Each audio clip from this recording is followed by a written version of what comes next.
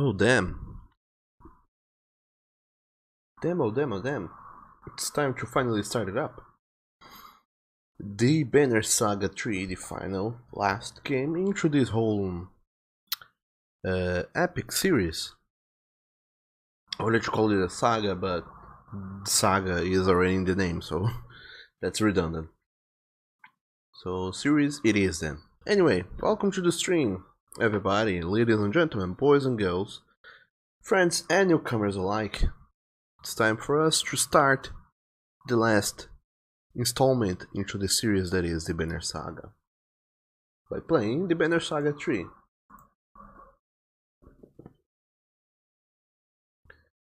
We have played the Banner Saga 1 and Banner Saga 2 in this stream a while ago. I've been trying to upload them into YouTube, that's so you guys can watch it afterwards if you have missed anything. I have yet to upload the latest episodes of the Banner Saga 2, but it's gonna be there. But now it's time for us to start with Banner Saga 3, so let's get through it. We have to configure and change some things here and there. Primarily, make sure that the game is in English. And normally I would start these streams by making a little recap of what happened and who are our big players in the game, who are our characters, what they have done, and how meaningful they are to the plot and the series and whatnot. But this time around,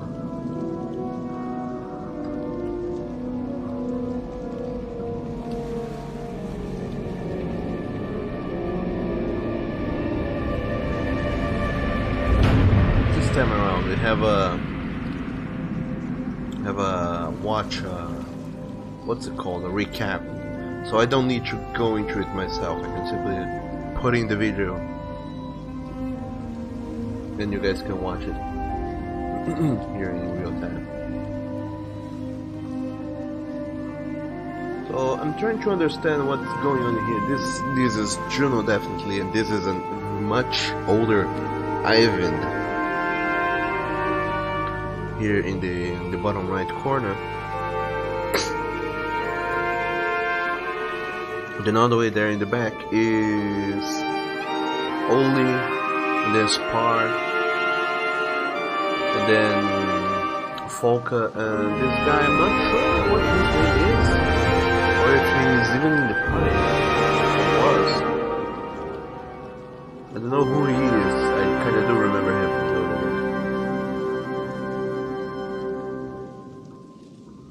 But it's kind of worrisome that they decided not to put Ivor here in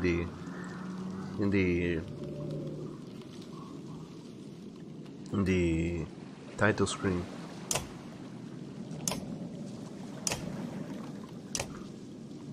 Of course, they could not put in Alet or Rook because the game does not know which hero you choose in the previous game. So it's kind of hard to make sure. But other than that, let's watch the recap and then we can start with the game. I hope you guys are ready for this new adventure. And other than that, let's try and have some fun with the Banner Saga 3.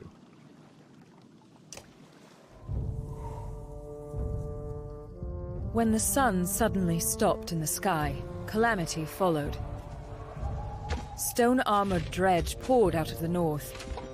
A darkness bled across the land, and a world-devouring serpent carved chasms in search of something. The races of men and Val fled south in vast caravans, dealing with the dredge General Bellower and the treachery of Borsgard's governor, Rugger, to eventually arrive at the human capital of Arborang. Rugger's scheming and old rivalries with the king of poisoned their chances for safety. can they restore the peace before the city turns on itself? Juno and Eyvind, powerful spellweavers who claim they can turn back the darkness, continued on to the Valka libraries, where a terrible confrontation left Manahar in ruin. The spellweavers now have no choice but to push into the darkness itself, protected only by a spell of light and a reluctant crew of mercenaries. Will they be able to drive away the darkness before all of Arborang and humanity is swallowed up? And at what cost? One way or another, the saga comes to a close.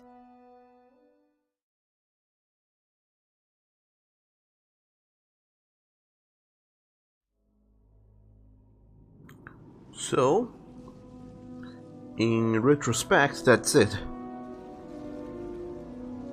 In a much shorter and more summed up version, that is what happened with the Banner Saga.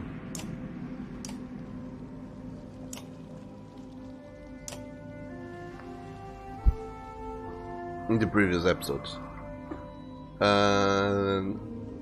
Of course, they left a lot of things out and they didn't adjust it for one way or another. In fact, in the recap, they showed Rook. Not only Rook, but they also showed Rook and Looting alive. Whereas in my game, we reached there with Alet and Looting was definitely not alive.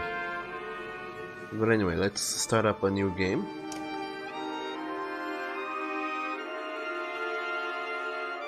And then I can choose which one of those was my hero, or I can import a save, which I will do, because I do have a save to import. Yeah, sure. Profile true, Alet, blah. We were as far from safety as we could have been. Me, Rook, and Alet, in our small town of Skor. So much has changed since then. We traveled the length of the world to escape serpents and dredge. And still it was not enough. What I do now is madness. Somewhere in the darkness, I've been told, lurks an answer to all our desperate questions. I will make sure it sees the light of day. All I care about now is that the friends, no, the family I fought to deliver to Arborang, live to see the sun move again. Chapter 16. The true hero comes reluctantly. That's a very descriptive name, if I ever saw one. Oh, look at that, we're back in Arborang. It's so nice to see the narrated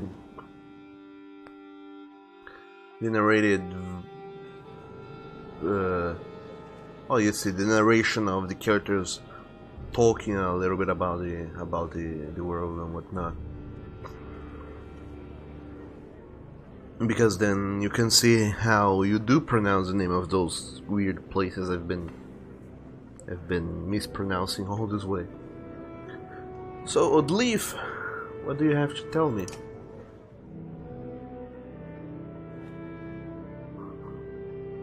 A single white bird catches your eye, drifting overhead like a kite.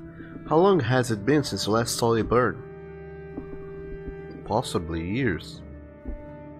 Actually, no, not a year. This caravan has been marching for somewhere around 150 days. That's not enough to make a year. But several months at least. Alet.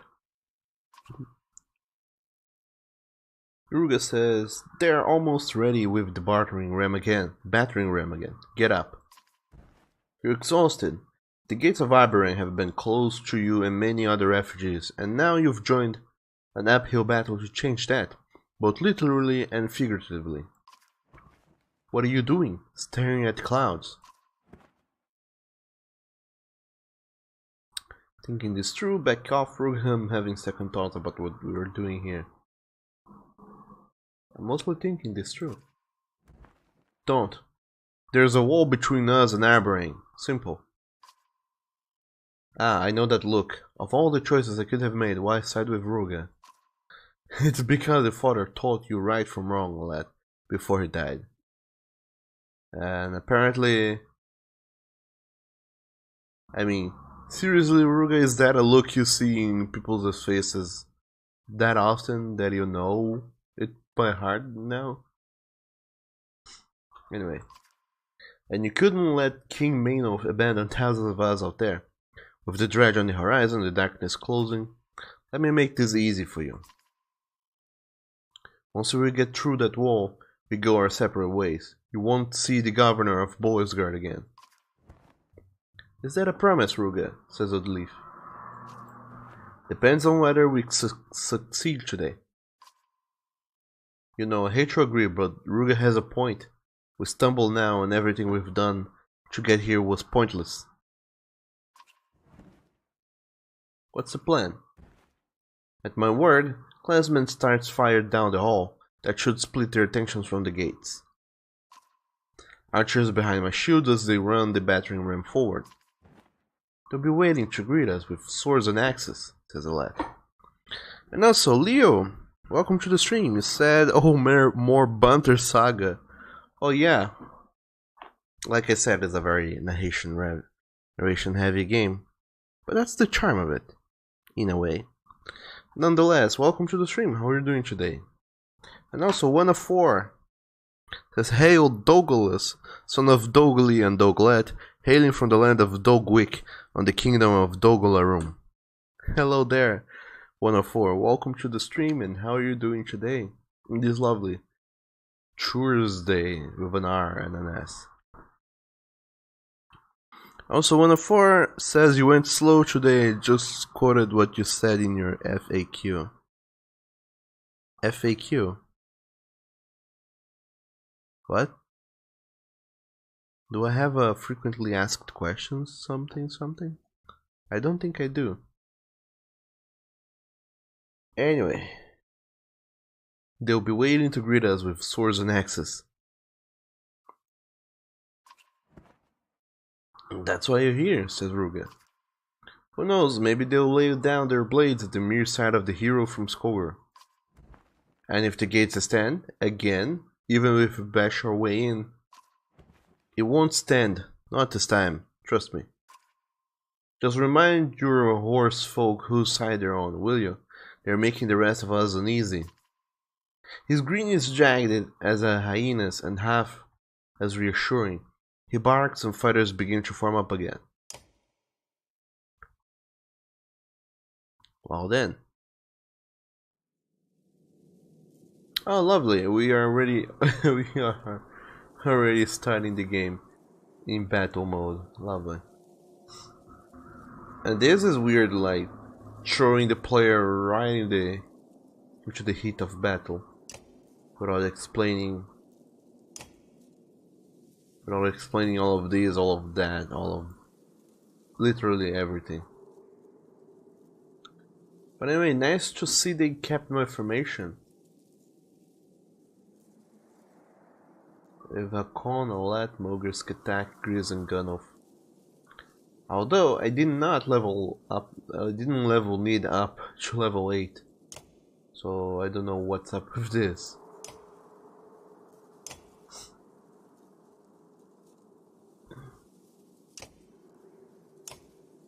But I definitely did not do that. And now, because some characters have been promoted, the stats have changed.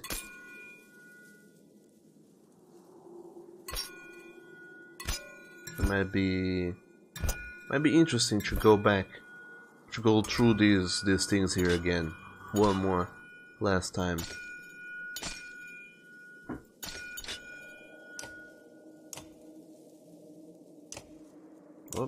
Oh, I have 2 more points available. What do you know?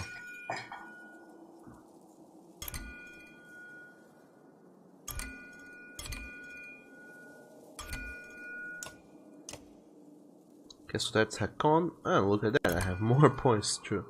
Wait, what? Wait, what? Oh. Lad has her points. Mulger, you have leftover points. Let's throw some here, some there, some here as well.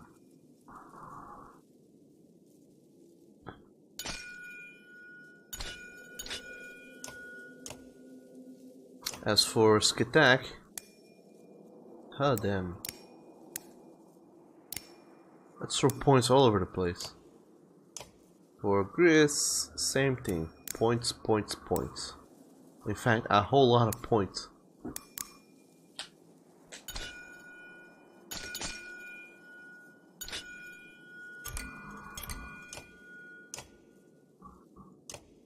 For Gunoff, points. A myriad of points. As for the other characters, I'll check them up as they show up in battle. And one of four says you're good, but so tired.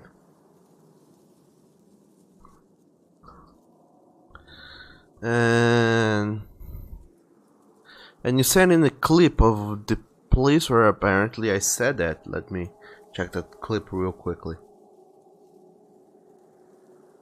Douglas FAQ. Anyway, one of four says thanks for streaming, Douglas, son of Doglai and Doglet, hailing from the land of Dogwick, on the kingdom of Dogalaran. You gotta get epic in this fact here. Anyway. Oh, I see now. What went on with that? Okay, makes sense. And one of four says Odd Leaf. Leaf is a given name here, so low. You think even Odd is a given name in Norway? Possibly. I think all these names are somewhat Nordic or something. And Leo says they already explained defense, having front and range in back. I mean, oh, there's a point though. I mean, nobody would show up through the Banner Saga 3 without having played 1 and 2 beforehand, so they probably already are very familiar with how the game works by now. And also, hello there, Zach. Welcome to the stream. How are you doing today? How's your Thursday going? Thursday with an H and an R. One of us has to get through that gate, says a lad.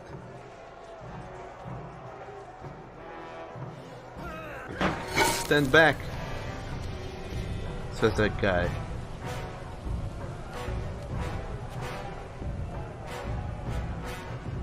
Alright. How ever will I do this now? Oh damn. And one of four says also, Douglas, stop having such a nice voice. It's more like life. Old life. Okay, I'll try and keep that in mind. No, so I can't do anything about having a nice voice, other than saying that I don't, and it's all in your head.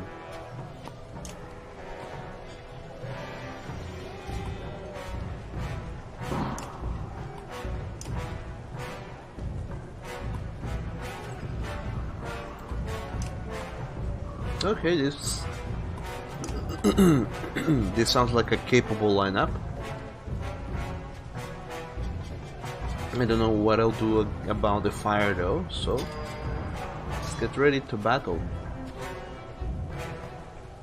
And apparently they do want me to go through the fire pit. Or we can stop right next to it and just wait for them to come up. Oh, that little whore.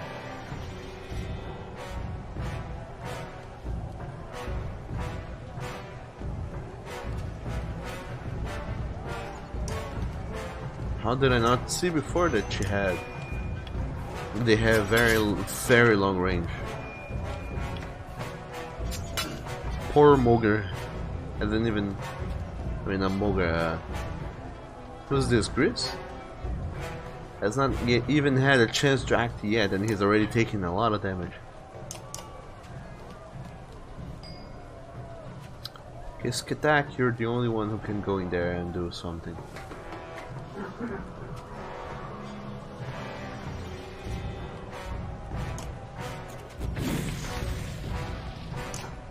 I mean, what is a little fire, after all?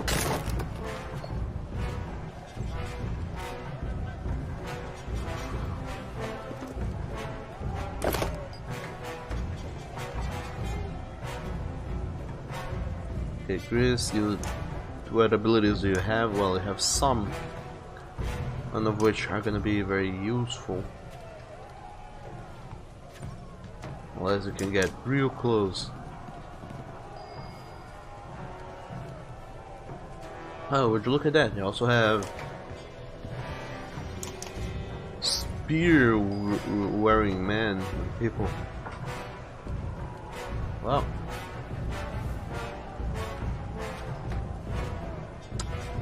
Hakon, you get in there and you do some damage.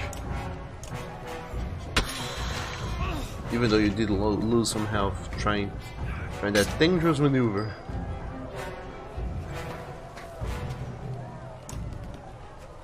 Let's same thing with you. Lose some arrows into their eye sockets. Once we get someone through the gate, we can put an end to this fight, says Alette. So that is the only objective after all.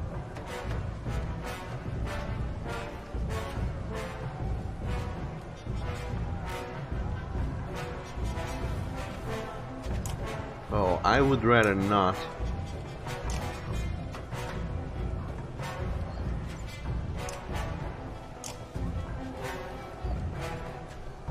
Force anybody to stay on the fire. That doesn't sound very helpful. And Leo says, but the doggy voice is nice and hot. What do you guys even mean?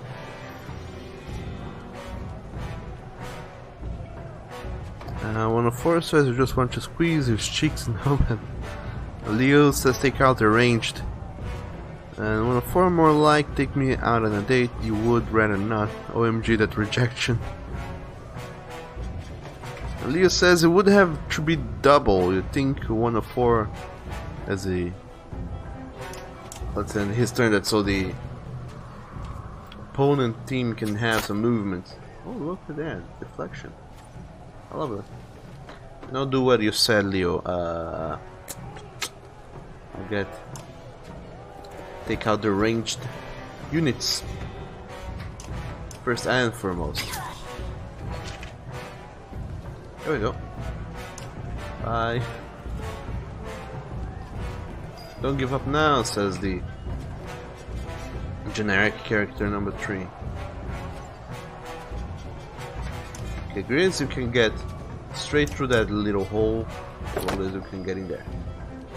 Some of you Gunnulf. Look at that, you will take 4 points of damage, but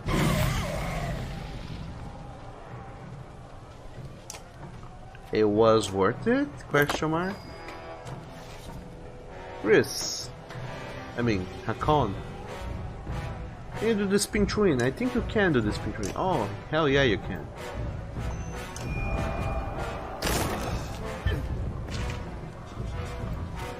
Oh, didn't kill her, but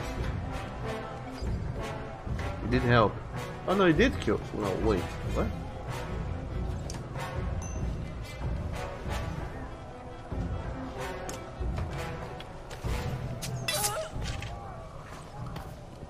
There we go.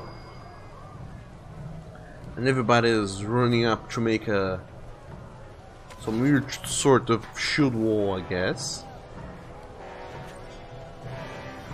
What about Shoemoger?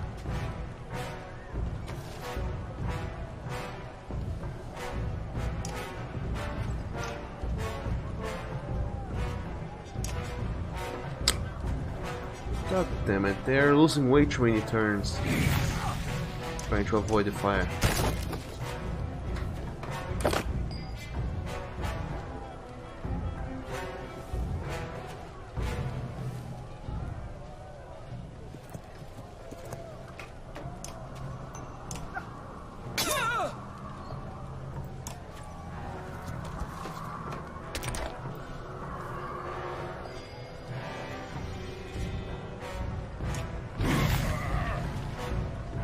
Okay, Grease is true as well.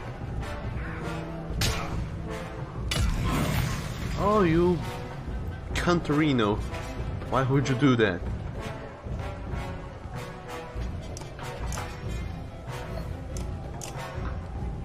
That is very unpolite. And now be sure to tell your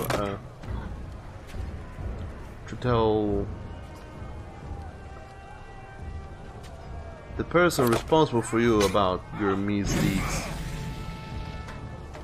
Kicking up the king of the world in the face like that. Shame on you, mister. And there are so many more fighters, so as you can see, now is not the time to stand about. Now is the time to get really offensive. Get on the offensive. By which I mean, to go and utter some profanities with them. That's how we get on the offensive.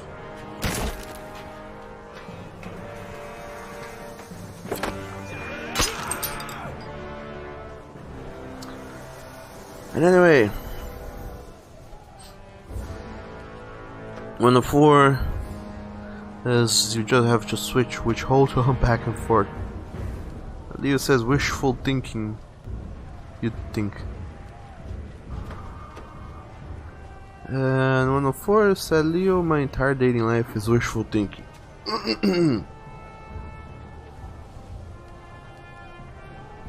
Leo says you know that feeling that has been yours true after 18.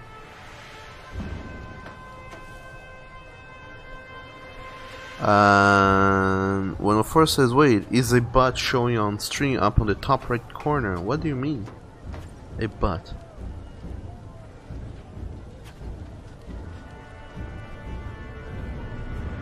Next to the shoot guy? I don't think so. I don't even know what you're talking about anymore. But anyway, 104 you also said, oh my, so before 18 it was crowded, Leo. Leo, you said that it was something like that, one could say. Oh, that sounds like a yes, a reluctant yes, but a yes nonetheless. Let's get that, get that willpower there.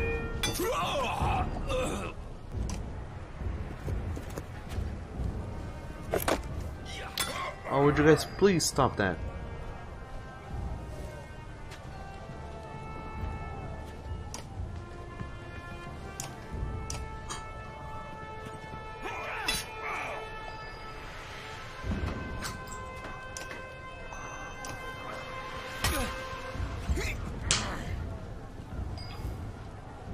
Okay, Hakan, you're gonna go and stay there in the corner. For no particular reason other than that. I would like you to stop taking damage.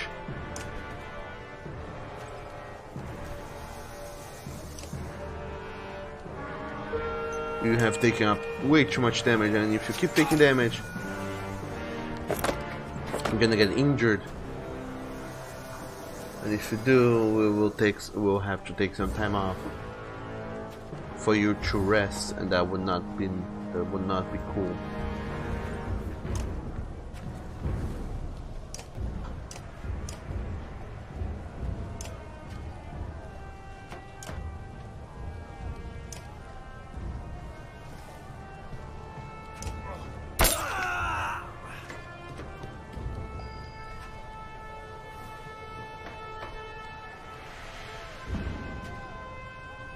Attack, you're still awesomely great. Get enough willpower, can you trample? Now you can trample. So do that. There we go.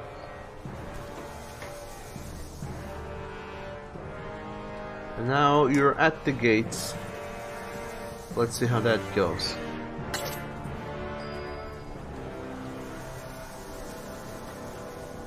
Chris, you getting there too. Not necessarily there, but very close to there.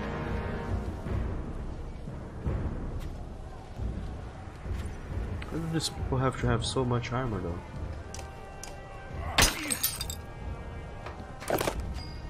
What are you doing with all that armor?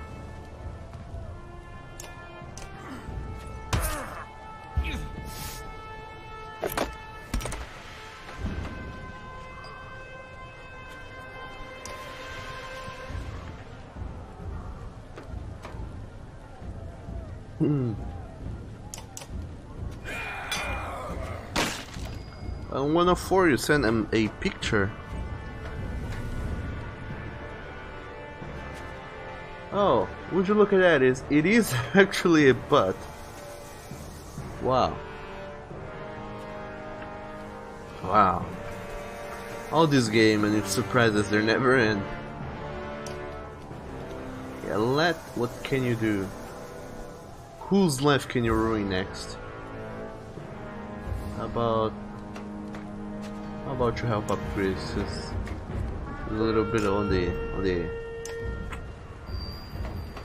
the worse for wear side.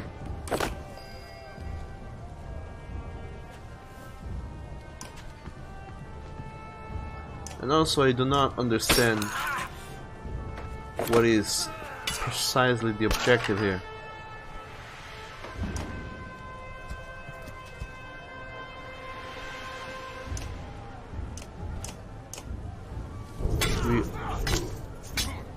We are as close to the gate as one can be, and yet they say no, you need to keep going and doing things. So I wonder if I have to be at the gate and still... We're farther to the gate, to arms.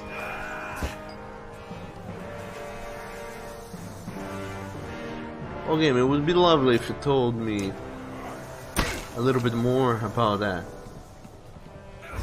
About that whole being on the gate thing. That's so I could go and do something about it.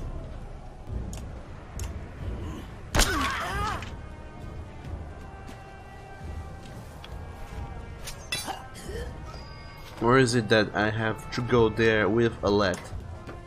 Specifically, Alette has to be on the gates.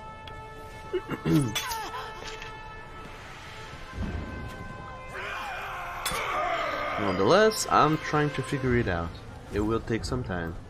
So please be patient with me, as you always have been.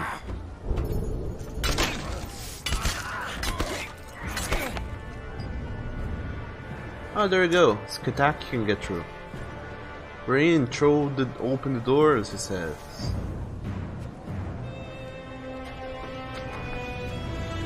And it's a Victory. Lovely. This Skatak is ready for a promotion. The Hakon has been injured after all.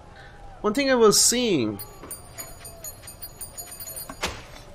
because to do the little thumbnail for the stream starting soon, I had to go and look into the, building up the thumbnail, and one of the things I needed was the logo of the game.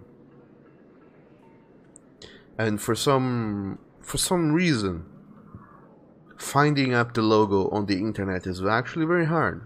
I could not find it. So I decided to look for it on the game folder, on the game files. And to my surprise, it was there. A lovely PNG file with the logo in pretty good size and uncompressed. It was lovely. So I ended up using it. But since it was on the game files, I decided to take a little look on everything else that they had going on in there. And apparently this game has some censorships that goes on for the game to be published in China. Apparently one of the censorships they had to do to make sure this game could be published in China is that when a character gets injured, they get a cracked skull symbol next to them, next to their portrait. But in China, that is a cracked heart instead of a cracked skull. And I wonder why. But anyway. Wonderful, you said that you have an eye for those things. For characters' rumps, apparently. And Leo says you have noticed, and one of her says, "Wow, indeed, Douglas. I did not patient solve this now." Well, I did, and now we can proceed with the story. Allowing the fighting gives you a moment to take stock of what your allies are doing. As Aberrang's defenders fall, Ruga exercises a mischievous ghost of a smile. You brace yourself for whatever he's about to do. "Brothers, our hearts have never been in killing kingsmen," Ruga shouts, turning so everyone can hear him.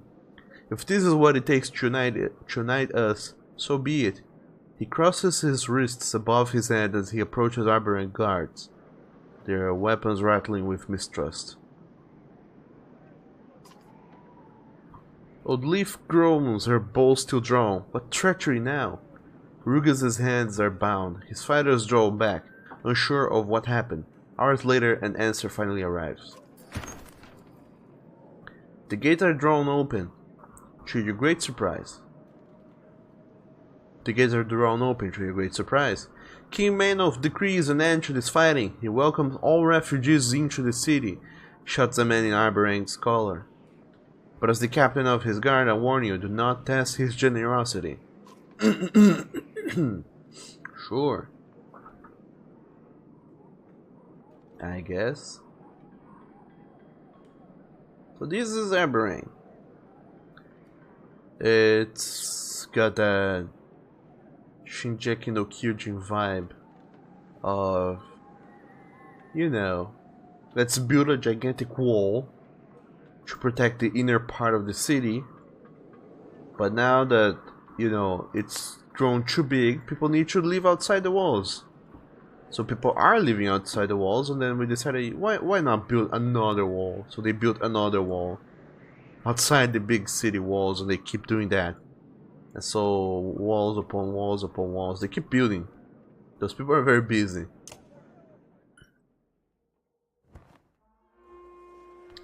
Petrus says, a crush of people slowly. Oh no, he's actually not saying this is narration. For whatever reason, it's got Petrus's name here.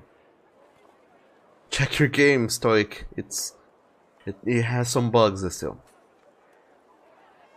On the starting hour, no less. A crush of people slowly pile through the gates, squeezing close together. The guard captain calls you over as you pass. He has Ruga close at hand. If it were up to me, I'd have you in chains alongside Ruga. But our king has asked for you personally. He says you're to be treated as a guest. I have been ordered to escort you to a gathering at the Great Hall, along with this cur. Ruga flashes the sort of grin that makes him so punchable. Good to see you too, Petrus. A captain now. You've been busy.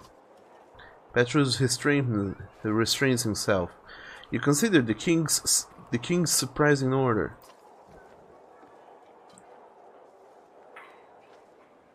What made the king decide to open the gates to everyone? I can't speak for King Maynolf, but if these people had never joined banners with this snake, they'd have found safety a lot sooner. Another of Maynolf's lies. That reminds me, I need to find a gag. What? King Maynolf will speak to you both when we reach the Great Hall. And don't try anything. The king may be willing to trust you based on stories alone, but I am not. Okay, Petrus.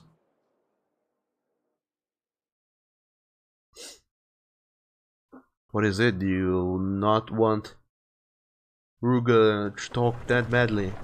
You're gonna gag him. All Maynolf.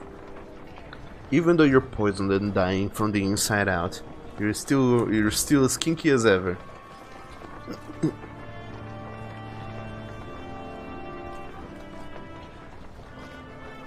Look at how many people are there already.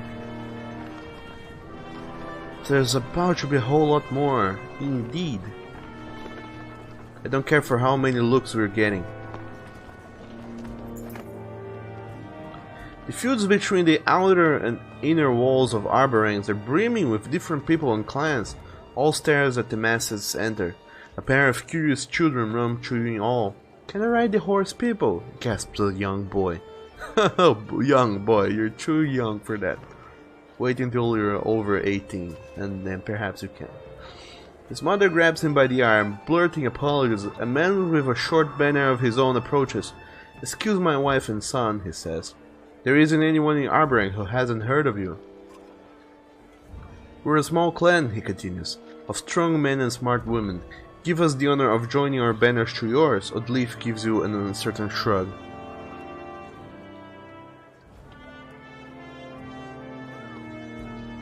We've already got more clansmen than we can manage, or any allies are welcome in these times, sure. The man claps you on the shoulder, and many other clans promise to seal their banners to yours as you travel to get towards the Great Hall. We got some clansmen, some fighters, and some supplies. And then I lost some supplies because the day has passed. I guess? And one of four says, OMG, lewd Douglas. I am a lewd boy. Barter thrives in the shadow of a catastrophe, as people haggle their treasured family heirlooms for a handful of grain. Between robbery and theft, it's been a real problem, Petrus tells him. Eventually, we gave up patrolling the lower rings of Arborang, every man for himself down here. You pass more than a few reminders of better times. Though gossip is traded freely, most items and supplies are outrageously expensive. Still, you can afford to take a look. Let's browse the merchant stalls as we go. Here and there, a piece of someone's old life catches your eye.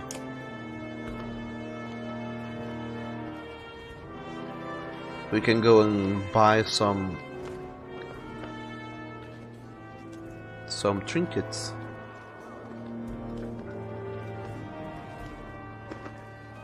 This is an interesting one. It gives +1 to all talents, +3 armor, and 20% chance of diverting armor.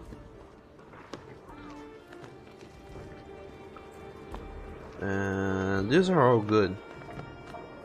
But I'm worried about supplies. I wonder if they are going to run out eventually or not.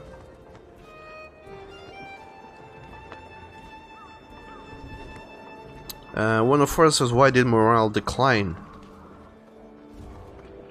You thought that was an ogre, but it was Douglas. What do you even mean? Let's get just enough supplies to last us perhaps 18 days. Actually, let's get just 50 supplies. That should do it.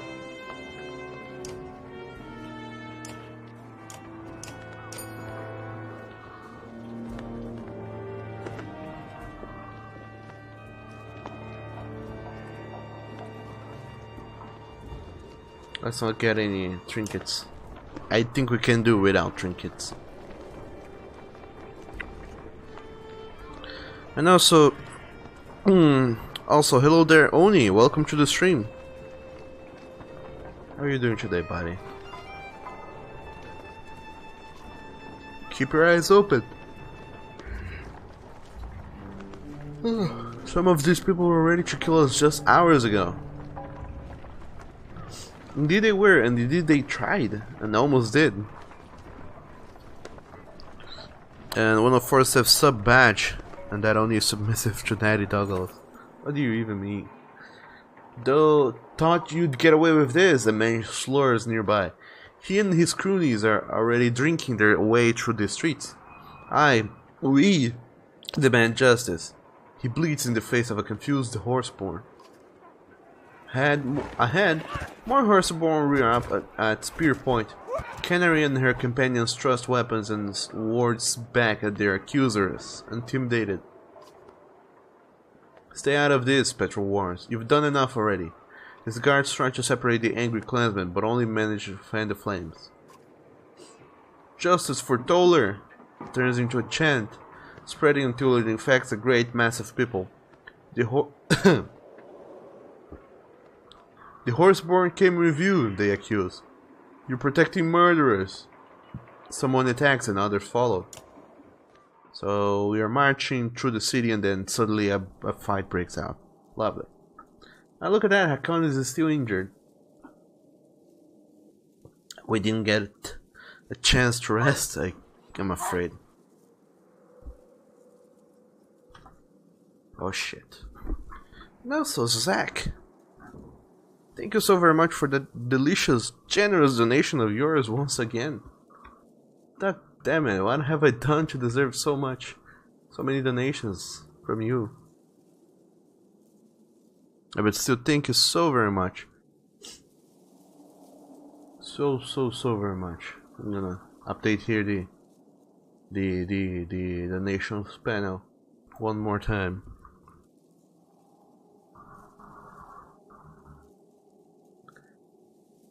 And there we go, it's updated. Now below the video, if you guys go there, you can see there's a little donation panel. And in that little donation panel you can see who has donated and how much they have donated. But still, thank you so very much, Zach. And also,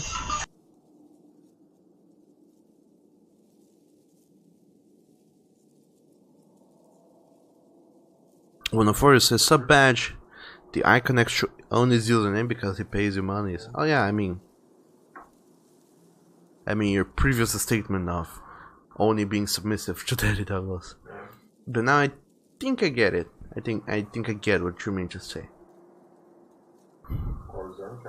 And by the way, Zach, how has your classes been as of late? Hopefully they've been going alright.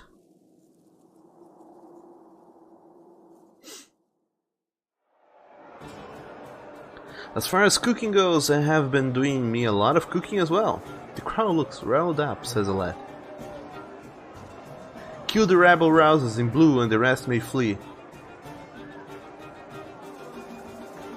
Oh, just two guys, rebel rousers. Okay, let's focus on that then.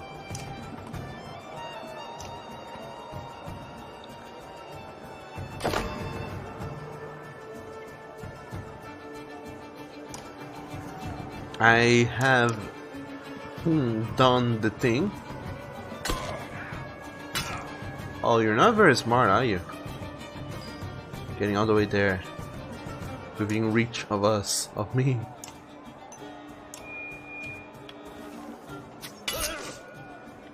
I have gone to the grocery store yesterday and then I bought me some delicious chicken. And guess what I cooked for dinner yesterday? If you guess chicken, then you guess right, because that's what I did. I got in a cup, what's it called? A little plate of chicken breast. And then I doused it with, well, with some, what's it called? Soy sauce, because I'm a sucker for soy sauce. And then I also threw in some salt, some pepper, and some curry sauce on top of it all.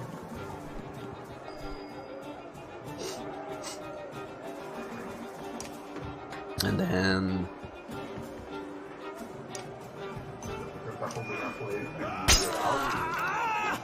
then afterwards I went and... Wait, what? Oh, okay, that's a different skill. So I did that with, you know, soy sauce, curry sauce, salt and pepper, and then on top of that delicious little thing I had going on, I went and threw in some...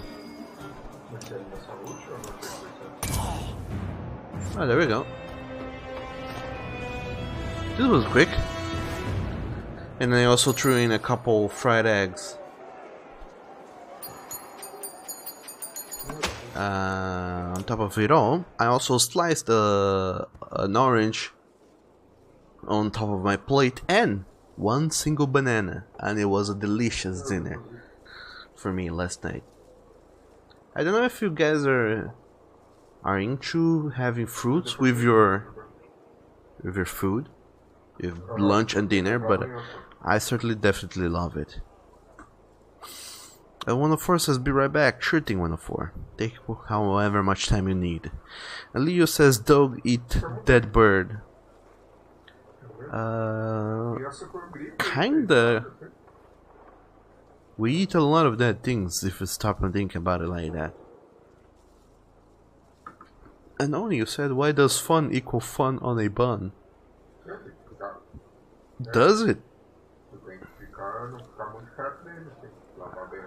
I don't know about that, Oni. But if you say so, I believe you. You have never been known to be wrong. And Leo says, fruit is good most of the time. I agree with that. I like me some fruit in my food. But anyway, Canary, the usually charismatic leader of a large horse-born tribe, wears a deep scowl. Why men attack? Why so much shout? Everyone thinks you're horse-born pillage toller. This is important, Canary. Is it true? City to east. Yes. Kill many men, take many things. You need more. Oddleaf mouth opens but finds no words. You admit it. You plundered Toller and killed the people there. Many food, many weapon, bring to you. You eat, you take. You slaughtered them and gave their things to us. Canary looks from Oddleaf to you, puzzled, then back at Oddleaf. Her front hooves pounds the dirt and she gestures in the air. You kill at walls, you kill on road, men horseborn every. Oh, this crazy language they speak. No, that's them. It's not the same thing. She doesn't get the difference. They must have done this before we even met them. How are we going to explain this away? There's nothing to explain. We either defend them or we don't. Canary, I don't know.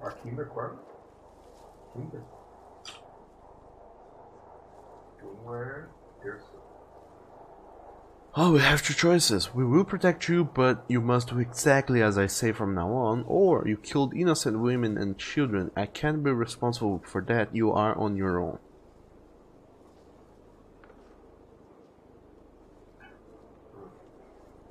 I mean,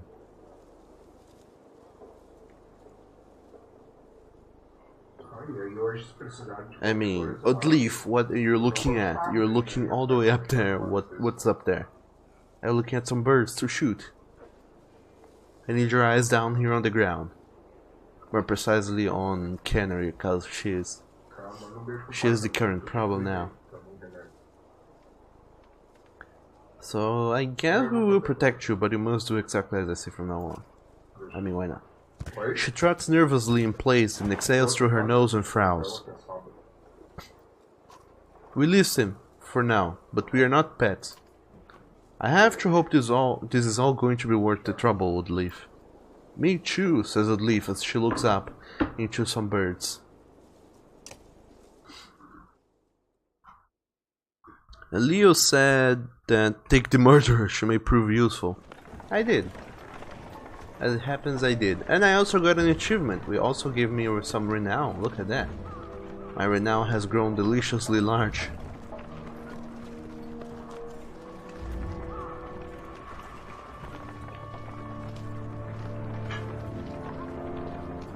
Oh, look at our band of misfits marching through the snow-covered city of Arborang. Man, I imagine just the amount of work the artist must have put to make this background, because god damn, this is impressive. There's so few elements you can clearly tell it's like copy pasted. There's some things that are copy pasted. Oh, now of course, who in their right minds would not copy paste it? But some other things are, gee, they've drawn so many individual little things. It's impressive. It's what it is. In the grounds, you notice new Varro, who had just now entered the gates. Hakon has gone off to meet him, and eventually you catch up. A familiar face glares in your direction, and as he speaks. Eventually, we cross paths with Bolverk and his ravens at the old fort. You remember Bolverk? The Berserker, hard to forget, says Hakon. Fazalt says, I thought I did some hard marches in our day, but not like this. Bolverk went his own way. Lucky we arrived when we did. I wasn't sure Arberang would still be here, or where you went. Have they treated you well since we parted, Hakon?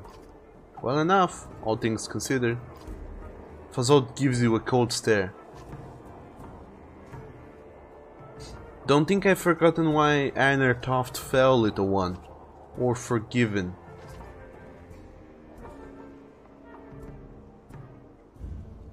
That bridge had to be destroyed. For what it's worth, I'm glad you made it, Fazalt. Or how did you survive Bellower at Einar Toft?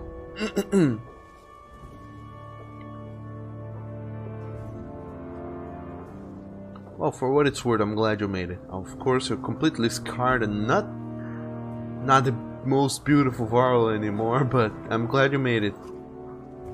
And I'll be glad to watch you fall to the dredge in person, returning the favor. Where is your tamed one-armed Varl anyway? Gone to the north, into the darkness. Juno and Eyvind claim they can solve this. Is that so? Juno and Eyvind. Makes you wonder who started the trouble in the first place. It makes you wonder indeed. You're right about that, Fazalt. Grofenheim is gone, Einar Toft is gone, Jurundir gone. The dredge, on the other hand. Bolverk said he ran across islands near Bindle, and Bellower is probably on his way here right now. We defeated Bellower at Bosgard. I saw it myself. Bellower doesn't die. What of the others like Walker and Seat? We don't know where they went. Is you been around here somewhere to write those things down at least? Afraid not. He decided to go south, to Horseborn lands. Of course he did. Then I guess we're the last Varl, Hakon. Let us bring ruin to the dredge like the old days. Of our bones, the hills. Hakon breaks into a wide grin, clasping forearms with Fazalt. A strange gladness about him. Of our bones, the hills, says Hakon. And I'm like, what are you guys even talking about?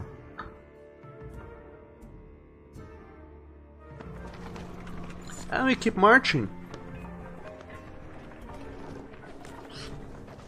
So this is the point, I guess, where all of our decisions in the previous games are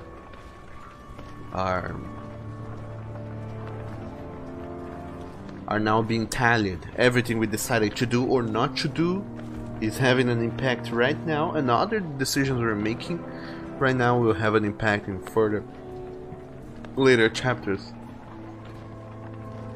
as per usual. The path crossing the field from the outer gate to the inner black rock is no longer than it looks, but you walk through dense, smoky streets, escalating towards the rise of the Black Rock Plateau. I got none of that. Let's read it again. The path crossing the field from the outer gate to the inner Black Rock is longer than it looks, but you walk through dense, smoky streets, escalating towards the rise in the Black Rock Plateau. Which I guess is French for a flat surface. A flat, higher surface. Anyway, Ruga shuffles beside the guard who carry his chains. He has been unusually silent, but now he speaks softly in your ear. Careful, Hunter, he says, even before you hear the shouts. Looks like trouble ahead. It is trouble. A few yards ahead, you spy one of Petrus's guards face down, an arrow in his head. Petrus curses angrily and runs ahead just as armed men appear from the crowd surrounding him and attack his guards. It would be a tragedy if something happened to him, Ruga taunts.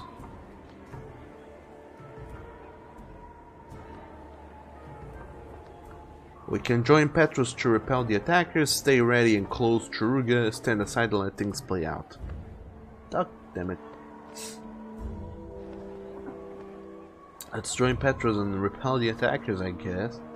Killers emerge from a well staged trap to plunge arrows and axe heads into more guards. An ambush, shouts Petrus. Oh, what do you know? Ruga keeps plotting.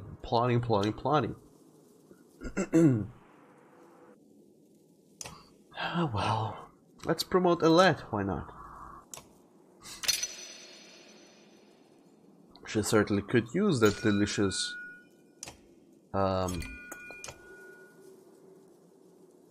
extra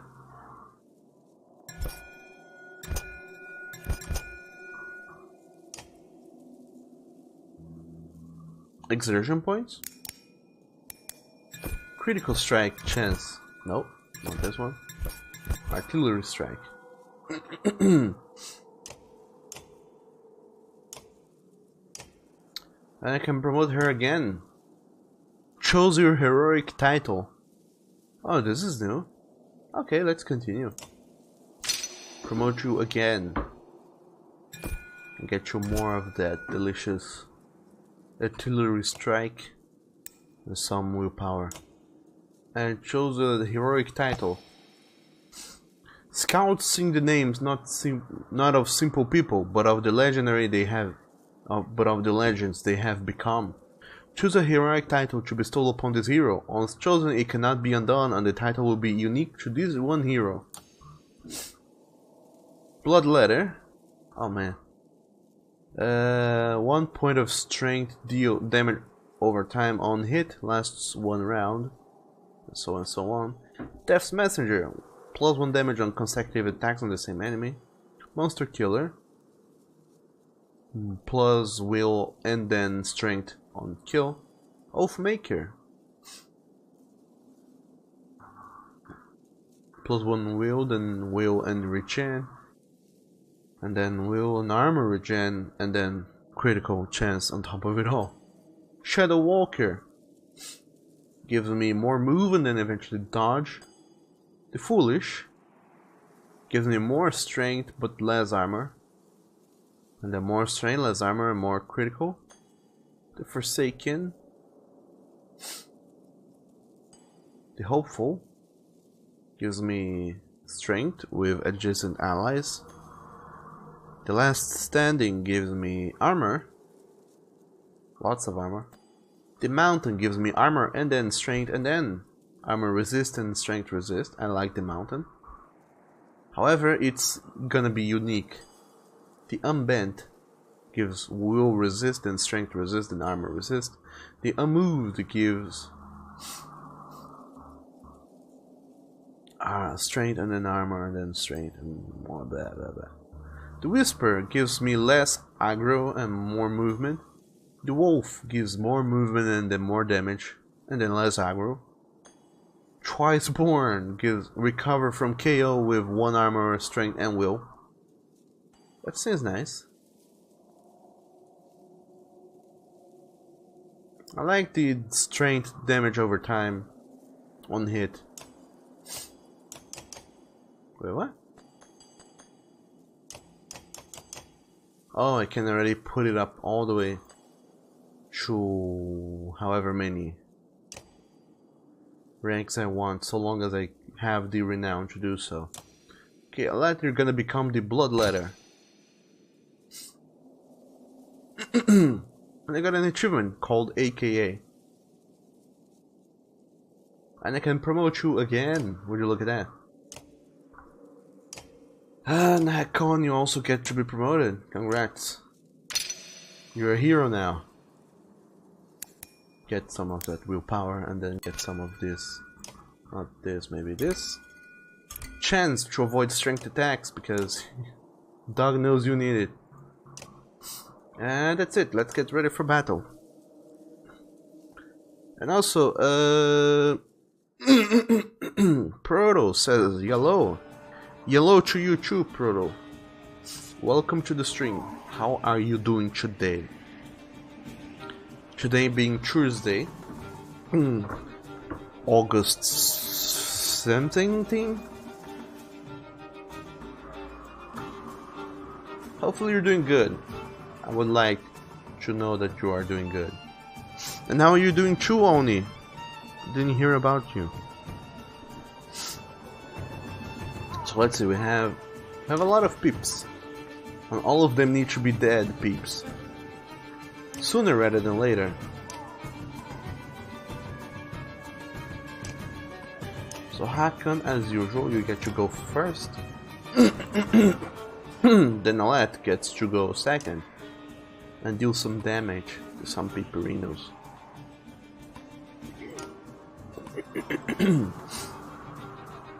If Hakan fails to do it in his turn.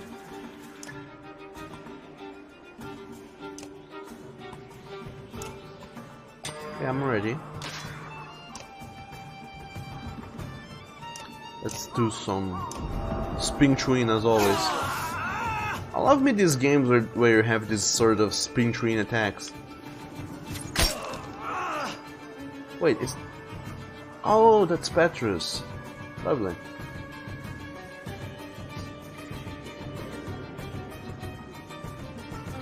Did not know at all you would be a character here with me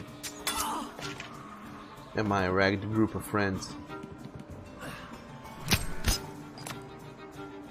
Aha! Not only have I deflected your attack, but you will also take a big bash to the head. Take this, you fool.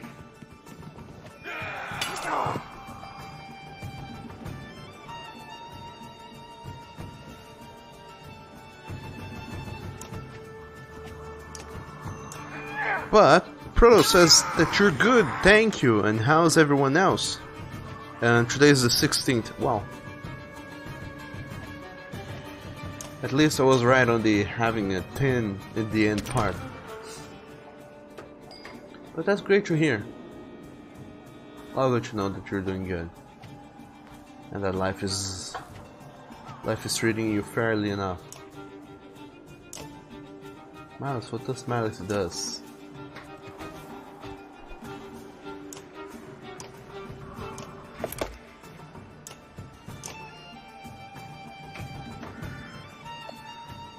Useless. And Leo says you live still. And Proto says you live, you're Proto, nice to meet you.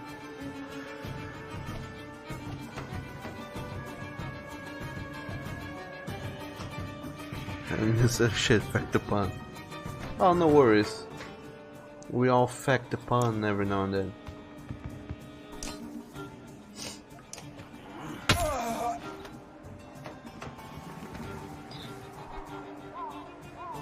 So, I would like to know several many other things. One of which is, how has your guys' weeks been so far?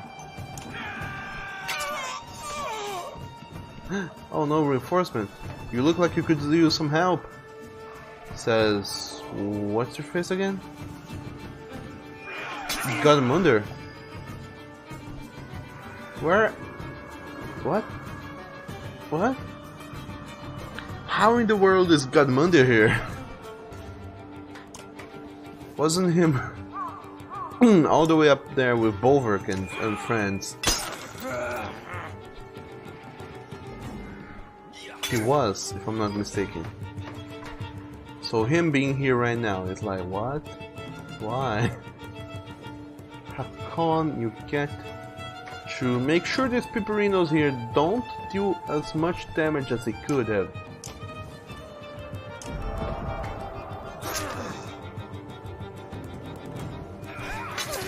Ow.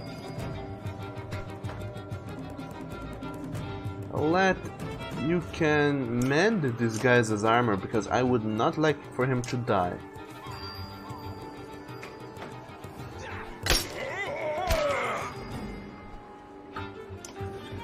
How fun, the mend ability, all she does is like, she looks sideways a little bit and looks back and ta-da, you healed somebody.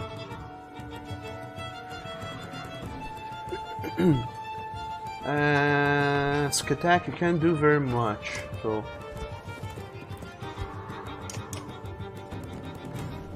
Oh no! R.I.P. Alette.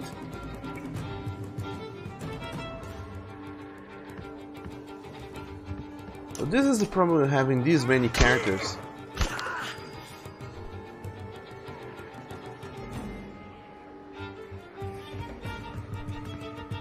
It's impossible to get anything done.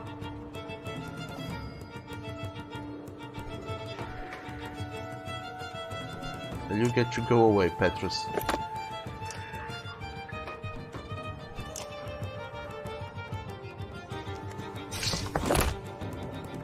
There we go, and you get to call reinforcements just like that. That feels a whole lot like cheating, but sure, I'll allow it.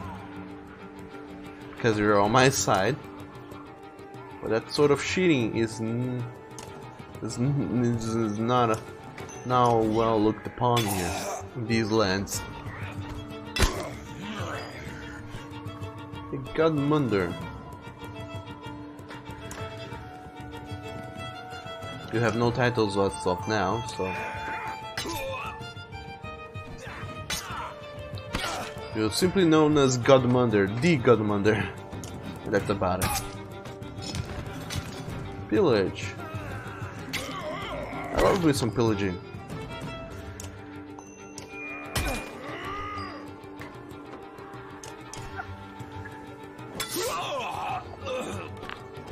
Proto says, being lazy, sleeping until midday, playing League, so yeah, they've been awesome vacation. Oh, that's lovely, I did not know you were a vacationeer. And who is alive? Or do you have to finish your turn? Okay, you had to finish your turn.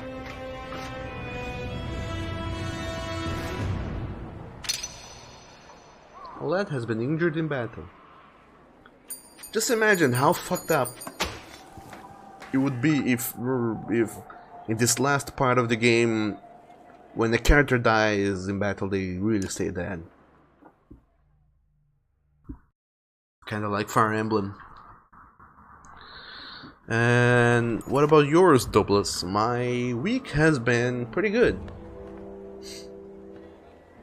Pretty okay, all things considered. The only thing I'm most miffed about is that recently Monster Hunter World has released and it doesn't work properly because the servers have decided not to be very cooperative with those of us who want to go and play some Monster Hunter World. Other than that, things have been going good.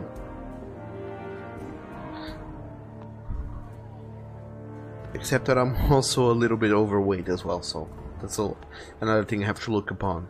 And Oni says you're good, Doug. Every good. Oh, that's good, Oni. That's great to hear. You're saving up your GBP for part 2 of Theodore. Well, I'm excited to see part 2 of Theodore. And Leo says, does anyone remembers Emblem of Justice? I don't. What is that, Leo? Is that a TV show? Sounds like one. Petrus rallies his men with tremendous skill. You quickly repel the ambush with his help. Wiping his blade clean of blood, Petrus then leans into Ruga's hard with fist and feet until the man is curled in a quivering ball on the ground. The thrashing ends when Petrus is satisfied and the fighter who joined you in battle paces nearby. Bastards. Utter bastards. It's been a miserable hard road and I wasn't willing to watch good men go down like that. Godmunder, he continues. Lots of us here from Bindle. I was captain there myself. He glances at his banner trampled and bloody and notices yours. Though I'll admit, we could be doing a lot better. You take the hint. Sure. Fight like you did there and you're welcome to join us. Why not? I swear it, Godmunder replies. He gathered his tattered banner and sent words along to his people. Look at that, I got a lot of people, a lot of fighters and a lot of supplies. Petrus and Godmunder chat as you continue through the Great Hall, kindred spirits.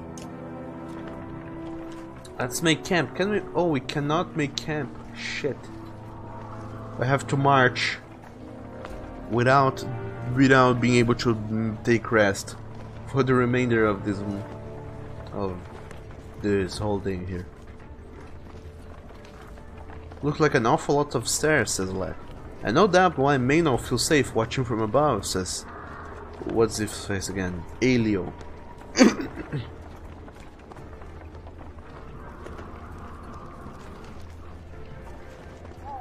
Leo, you say that now an old NES game that had a list of unique characters with unique attacks.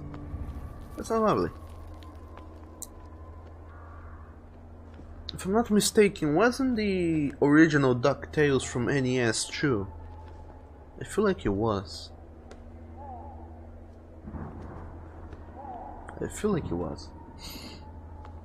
You finally approach the black stone walls, deep at the center of Arborane. Petrus instructs you to head up the stairs while he hauls Ruga away. Oddleif huffs when she learns she can't join you. I guess only the important people are invited, she says. I'll try to find a place for the rest of us. Where do you think is best? As far in as possible near the Great Hall, back near the gates in case we're needed quickly, or it's your call, Oddleif. I trust your judgment.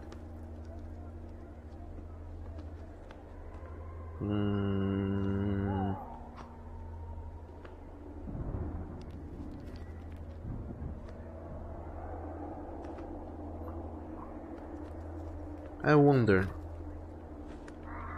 It's your call, Oddleif. I'll do what I can, says Oddleif. But up on top of that hill is where we ought to be. Oddleif looks back at the Great Hall. Maybe if we had the king's ear, she suggests.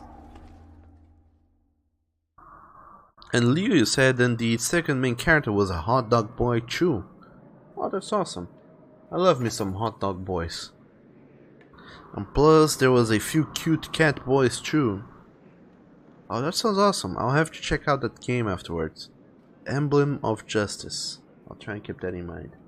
I will fail to do that, however, so I better take some notes. Which I will do right now. So long as I can get my little note-taking pen and write in my note-taking device.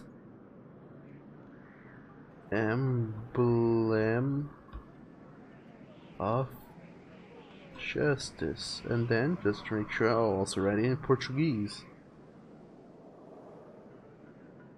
Emblema da Justiça.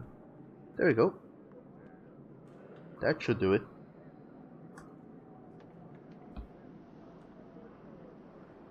What better way to take notes than to write them in 2 languages instead of 1? And also, the wolf smiling says, "Good morning, Doug. Good morning to you too. Welcome to the stream, Wolf. How are you doing today?" The black rock plateau casts a long indigo shadow over you like a storm cloud as you climb the steps. As you climb the steps, the view shifts from a verdant green hills into a morbid panorama of carnage and darkness. Oh no. Eventually you come to stand beside rich and powerful men with long names and banners, called before King Menov as you were. Hakon is here as well as Canary, both given a wide berth. From where you stand, at the back of his enormous hall, King Menov looks small and withered upon the throne. He speaks slowly, as if stepping carefully through cobwebs of old memories. You can only hear bits and pieces about changes of heart and protecting the weak. Eventually you give up trying to make the words. Suddenly the hall goes silent. Everyone has turned to stare at you. The king beckons and you approach. Of course I do. And Oni says, "Cut the red wire, Doug." What do you mean, Oni? Here I am, in front of the king, by myself, by my lonesome. Oh no! The poison Ruga threw at him is painting his skin.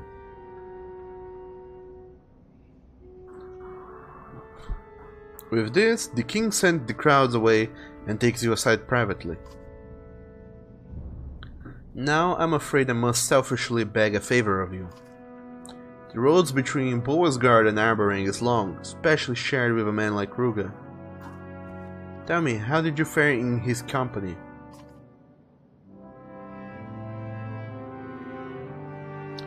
Ruga... I would have left Ruga in Boy's Guard if I could. We did not agree on much on Ruga tried to kill me, all of which is true. But which of these truths shall I tell? I guess the most important one is that he tried to kill me. You're not the first, says King Maynolf. Yet somehow he commands the loyalty of many. Maybe it says something about the heart of man. I suspect you already know this, but the man has poisoned me. Oh yes, I did know that. He did it when we met in good faith to negotiate peace. My menders have been unable to find a cure. Ruga and I have something of a long and miserable history. No doubt he means to watch me wither on the throne. But perhaps you've seen his weakness, something with which to coax an antidote from him. Convince him on my behalf.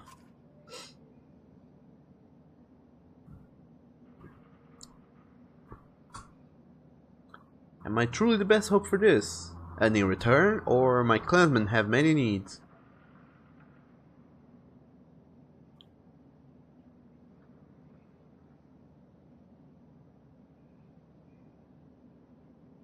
So many choices. Am I truly the best hope for this, I guess? Because, I mean, sure you have other means. And in return... this is how it is now. The king tosses something at you, glinting for a moment in flight. He puts a hand to his head. Take this and do with it as you please. I'll have no need for it soon. The king calls for Petrus, and you soon hear his hard booth echoing off the high ceiling. My king? Captain Petrus, our friend Zelet has agreed to speak with Ruga. I guess I have, as it happens. And Petrus, follow young Alet's orders. You're now hers to command as she needs. See that this gets resolved as soon as possible.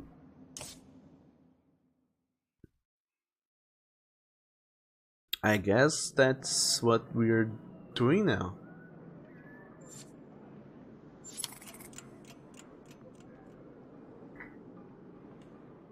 Okay.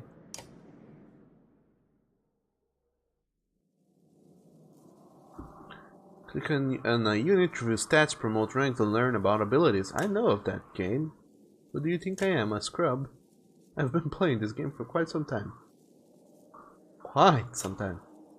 Let's take another rest at this thing here. Should have Recon healed. And now we can talk to Petrus. Or Oddleaf. What do you have to say, Oddleaf? Leo says try, fail, continue. Maybe we'll have to do that. You're back! So what was that all about? What did the king have to say? Asks Oddleaf. Something about putting aside our differences, and he wants me to try and wring an antidote out of Ruga. Since Maynolf's dying, everyone's been led into the city under his protection. For some unknown reason. I wonder if I'd change my mind like that if I knew the end was near. Is it not? Shut up, you know what I mean. So how are you feeling about all of this? All of this? Care to narrow it down to, you know, one of the hundreds of subjects we have at hand. She smiles politely, waiting for your question. What should we do about Ruga? Gods, I wish it just didn't exist. You know, he's not going to just hand over a cure, not without a high price anyway. He's gambling with people's lives for his own benefit.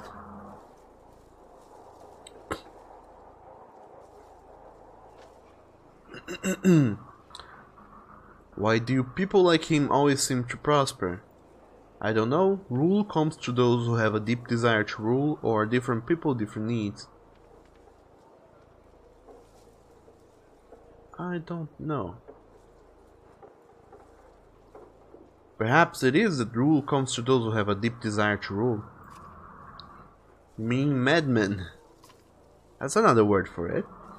We spent so much time and effort trying to do the right thing, and here comes Ruga. He may as well be stabbing children at his goals, and people love him for it. But anyway, what can we do? Threats and beatings don't seem to work. The man can take a punch, I'll give him that. Can't kill him either, for Maynolf's sake. What does he even want? The throne? What's the point of ruling Arbereng for a couple of days before the darkness takes it back? Ugh, I'm sick of thinking about Ruga. Let's change the subject. What would you do in Maynolf's position? That's a tough one. You know me, I want everyone to live. Maybe even not hate each other. Ruga's men are bastards, but I don't think they deserve to die. I'm just glad the Varl are on our side. But I am not the king, so I guess there's not much else to say about it. What's your deal with the Horseborn anyway? My deal? What do you mean? Oh, you're going to pretend like there's nothing up with you. I heard you giggle the first time you saw one. I don't giggle, says Oddlife. Okay, look, just don't repeat this. Promise? I promise, sure. When I was a little girl, I remember my father showing me pictures of horses. Somehow we had pictures. They looked amazing. I wanted one so bad. Then he told me they were all killed, totally wiped out. Do you know this story? Legend says the Loom Mother made horses and another god created the Horseborn from them. But there was a time when both Horseborn and horses existed. They'd see people use horses for farming and carrying goods and would not know how to react. Was it slavery? Were horses like children to them, or some living reminder that they're just dumb beasts? You could ask the same about Varl. Come on, it's not the same. Varl looked pretty different from Yoks. No debate how the Horseborn were made. Anyway, rather than let anyone own horses, the story says that the Horseborn went crazy and slaughtered them all. Then, they fought the humans a bit, but eventually retreated far south. They say the Horseborn felt such shame about the massacre they just never returned. Who knows what the truth really is? Up to the moment I saw one, I was never even sure the Horseborn really existed. But they're real. They're really real. And they're beautiful. And they're causing us all kinds of problems. Oddleif's beaming face and wide grin deflates. Tell me about it. She smiles politely, waiting for your question. Which is not a question, it's just a statement. We better get back to camp. Yeah, I suppose we should. How are you holding up? You ever get tired of doing the right thing? What choice do we have? Leave? Go south? See what happens? I'm just thinking out loud. Some people are talking about ships. After what we saw in Fiskevik, the serpent's blood was eating at the boats and it killed everything living in the sea. I know it's not a real option. Now we've got to rely on each other. Just remember, we've always got a shoulder here. Don't try to carry this all on your own. And I won't. Oddlife, thank you for your input. What did they have at the market?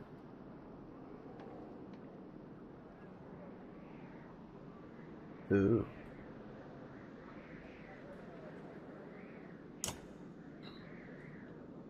And Rain Shep says so many horny men in that party. So many horny men indeed. Look at this. And also, welcome to the stream. How are you doing today, buddy? What do you have to say, Petrus? We have not had time for proper introductions. I didn't even know it would be necessary. Are you comfortable with the king's orders?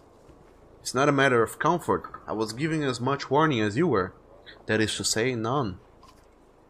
But if these are the king's orders, I will follow them blindly and to the very end. Is there anything you wish to know? Petrus stands at attention, awaiting for your orders. For your response, rather. How did you become the guard captain in Arborang? He looks uncomfortable and unaccustomed to talking about himself. I won't bore you with the details. I was an orphan. That is a detail. When I was young and impetuous, I overthrew the vicious bastards who were selling children in the slums. I did it without killing a man. King Maynolf made me a honor guard. A few years later, after an attempted coup, I became captain. You may have a guess who incited that attempted coup. Fast rise to power, says the lad. Power only means you have the luxury of putting your own needs last. What?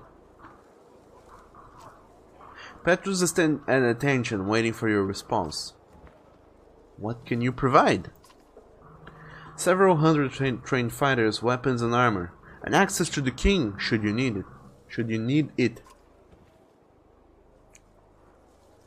Several hundred fighters in a city of several 100,000. You're lucky for that. Look at Frostvalor or Boisgard. The wealthy buy control. Any upset of balance and the wealthy families hack each other to pieces over it. Innocent people get caught in the fray. The king is trying to change that in Arborang, but it's slow going. Traditions die hard. And in my experience, many would just prefer to hack each other to pieces in the first place. Petrus is standing at attention, waiting for your response. Why did Maynolf put me in charge? I'm an outsider. It would be above my position to assume. But if I were to assume, in my opinion, you answered the question yourself. The king knows the other clans in Arborang too well, I think.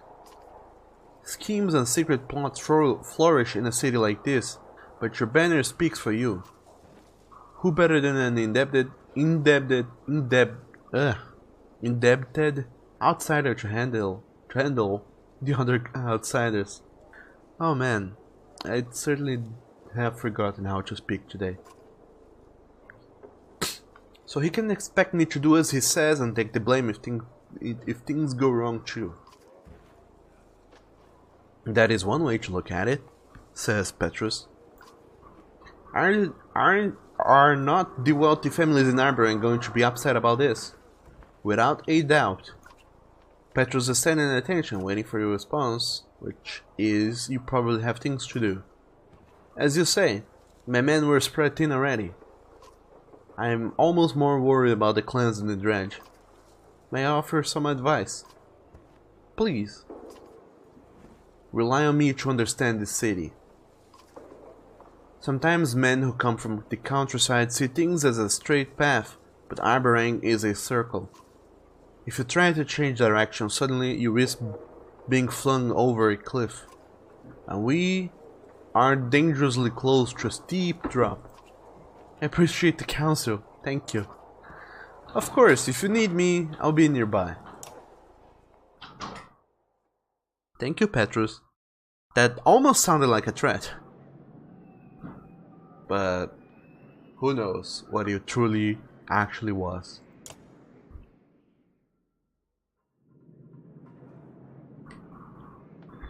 But later that day, Petrus escorts you to your camp, which was set up while you were gone.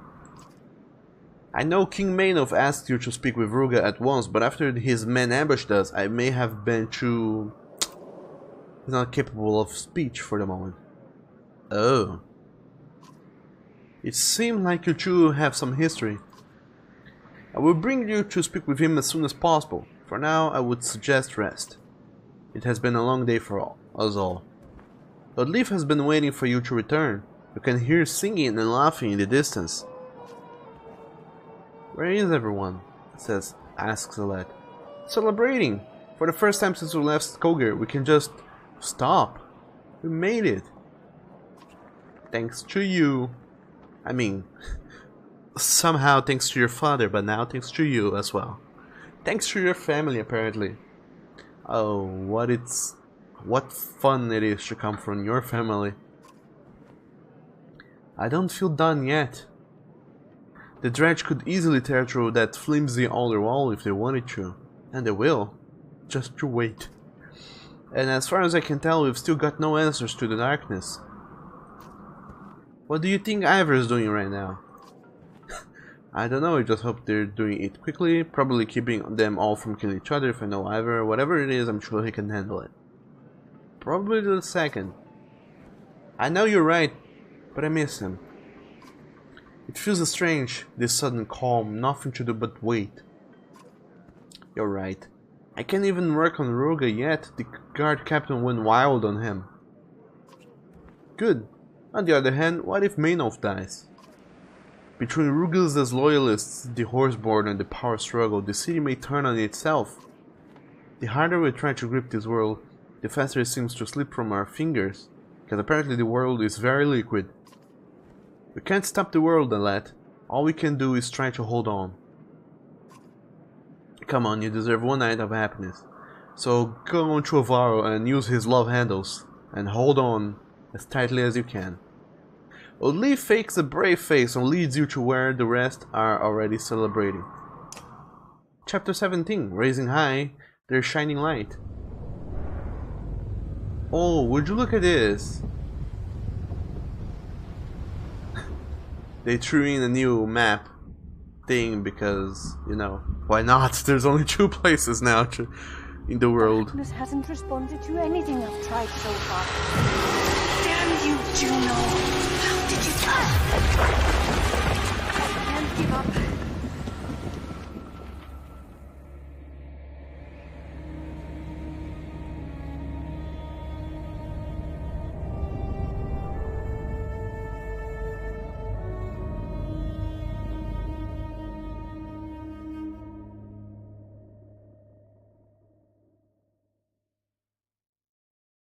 Oh no, Ivor is in Strand, the place where the first game began.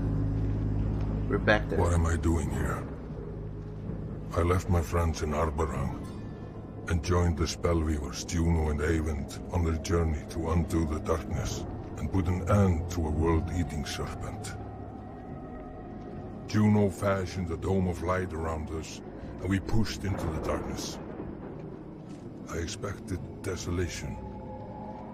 Instead, we've passed villages that look as though melted, and forests curled like fishhooks. I've had a bad feeling that these things will never again return to the way they once were, even if we succeed.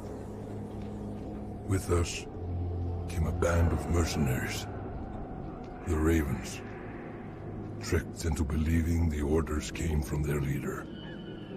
This, too, feels like disaster waiting to happen.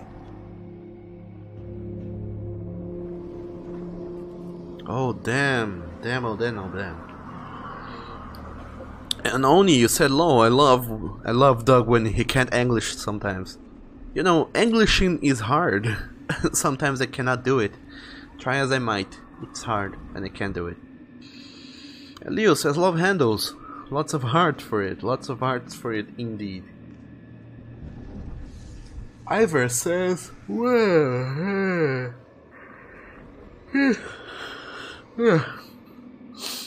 he didn't yawn, I yawn.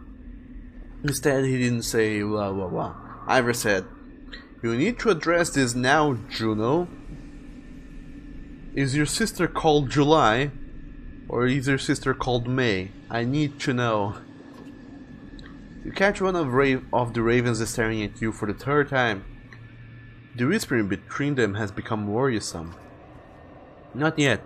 Soon. The longer you control Focus's mind, the worse it'll be when you drop the tricks.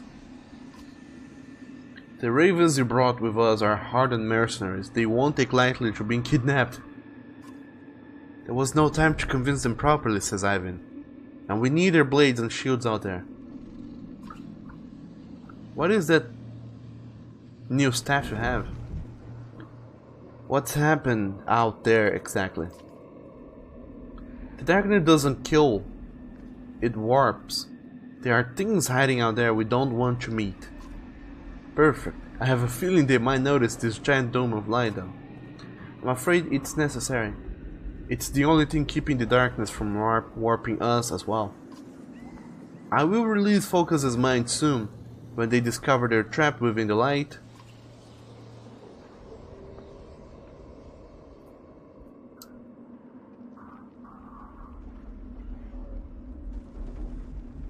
Just warn me before you do it. How do you expect this to play out? If they want to stay the same shape, they won't have much choice.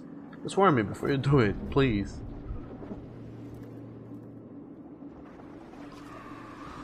It will be hard to miss.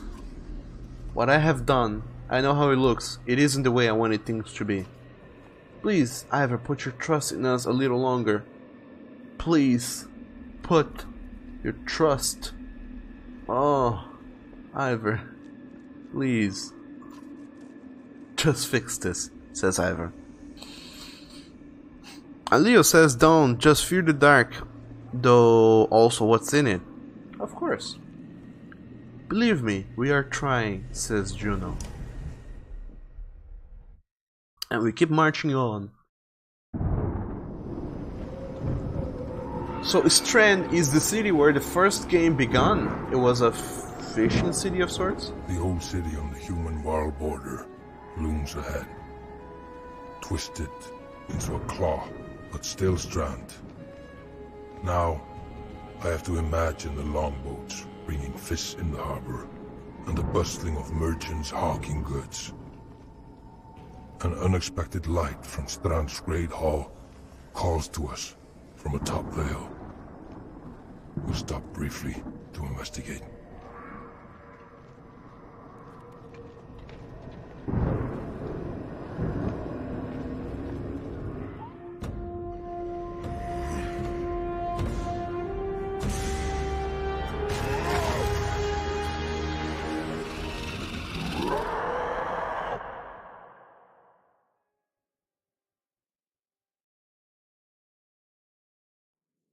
Oh, damn. Well, damn indeed. Look at this. I have a shitload of new heroes that I have not known of. Okay, there's Ivor. We all know Ivor. We all love Ivor. But that's okay. There's Alfrum, which is a rank 8 witch that joined us at some moment, I guess. Where in the world does she even come from? I don't know her. A mysterious and seemingly powerful spellweaver who claims to have a complicated story with the Menders and taught herself how to weave. Her hands and body look as though they've suffered under the practice. She happened across survivors in Strand while searching for the cause of the darkness. Okay. And there's Volgard, who's another new character whom I've never met before. Who's you? A battle-hardened warrior and longtime protector of Strand and its governor, Volgard is close friends with Eric and going back a long ways and having seen a lot of things together.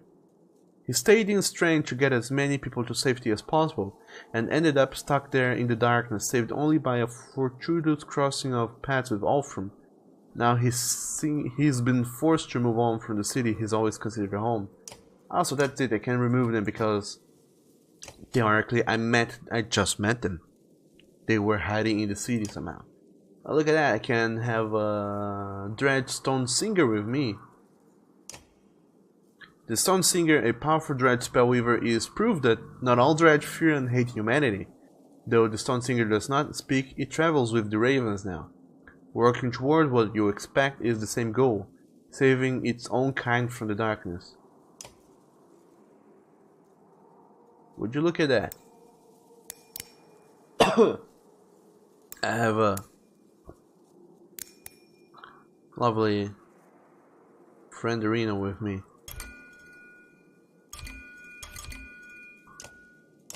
What is your abilities, by the way? You can use the Rupture.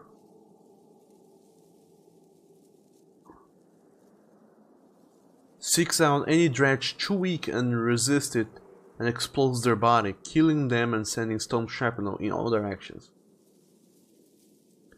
This is powerful weaving, but requires round to cast. Some dredge are strong enough to resist, even if wounded. So dredge with strength of some or some summer lives. And then you have the umbrage. The Stone Singer casts a powerful spell, sending a surge of strength throughout all his allies. The added size and bulk causes some armor to break. In an emergency, the spell can be used to keep weak units alive, but the long casting time requires planning ahead. So you destroy some armor, but you increase the strength. And there's the Disease Strike. Inflicts disease on enemies after a successful attack. Diseased enemies lose 1 strength per turn, and diseased enemies will pass the disease on to their healthy allies when standing adjacent to them. That is lovely. I like that ability. Then on top of it all, we also have Ivan, Juno, Oli, Foka, Ditch, Spar, Sigbjorn, and Krimmer. Juno, I have never been able to play with her, so I don't know what she does. Juno pulls the thread of her enemy's mind, confusing the enemy, up to a range of 6 squares. With the enemy energy, Juno bolsters the willpower of a teammate and creates an aura of confidence around them. If the teammate is adjacent to another teammate, their willpower increases and the aura is passed on to them. A Thread of Life. Juno's connection to the Thread of Life is uniquely strong. When an enemy defeats her, she reawakens as a spirit able to roam the battlefield in search of energy that will restore her to life. After collecting enough, she returns to her body and restores it to waking life. So we get the dying animation and we reverse it. That's how it plays backwards. So instead of it being she dying and falling down, it's she getting up in a weird sort of possessed way. And Ivan, do you have new abilities? Do you have the Arc Lightning, which was fun before? Should be fun now. You have the Troll Stones. The character pulls up stone shards off the ground to block the path of enemies. The shards block movement, and the force of the rise deals 1 strain damage to all adjacent units. The stones have 10 strain and last for 1 round before sinking back into the earth. So all I do is throw up some obstacles in the course. And there's Demand.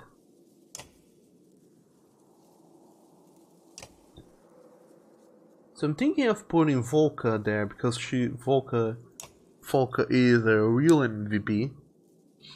And she deserves it to be that, in a way.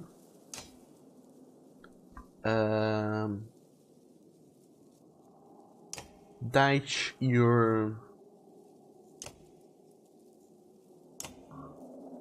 I don't know what's up with you.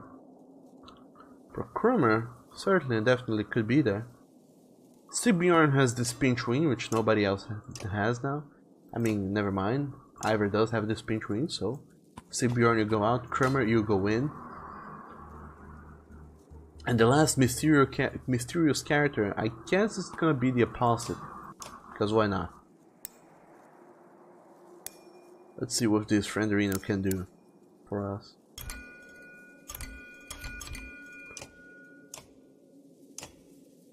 And also, Erika Senpai says, howdy hey. Howdy hey to you too. Welcome to the stream. How are you doing today, buddy? I hope you are doing a-okay. God damn it. Didn't mean to click cancel, but I did click cancel.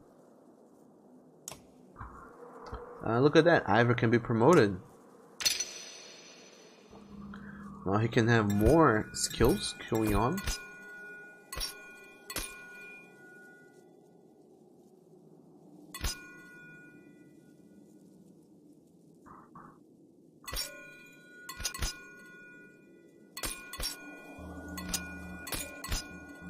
Such as 40% chance to regen 1 armor per turn. That's lovely AF. And he also gets to choose a title for him. Such as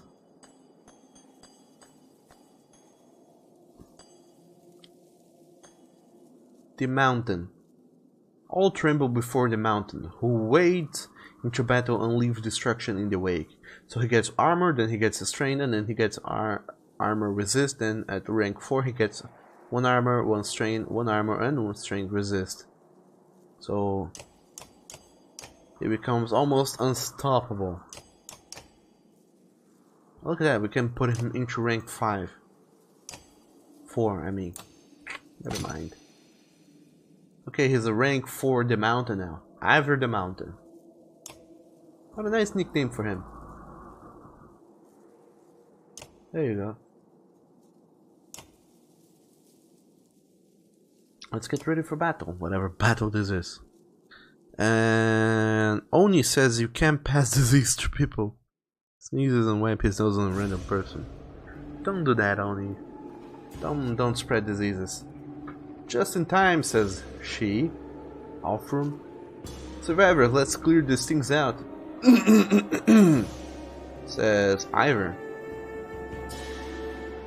Okay, you go there, Crummer.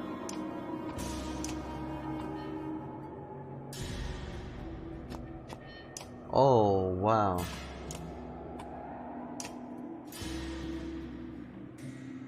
And to make matters even better,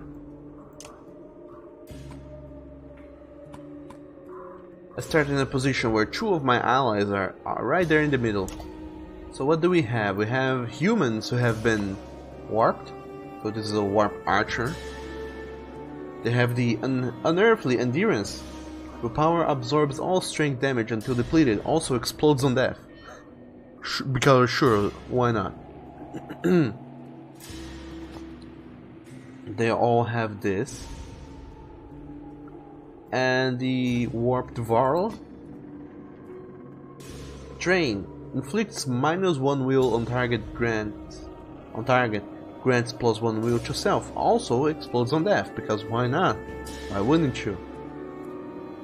And he also has this pinch win attack. So that's the thing, they all explode on death.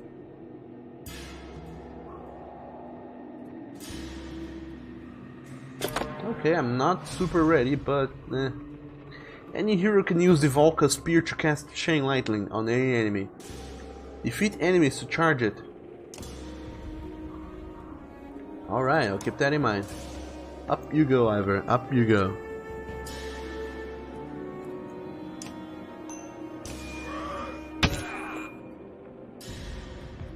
All their willpower absorbed it. God damn it. Okay, what can you do, you witch? You can use the Ride the Lightning. Alfred launches herself forwards with spear set. Use 1 strength damage +1 per 2 tiles jumped. Targets concussed. And there's the Strength of Will. Target heals for half Alfred's current will. Cannot go above max.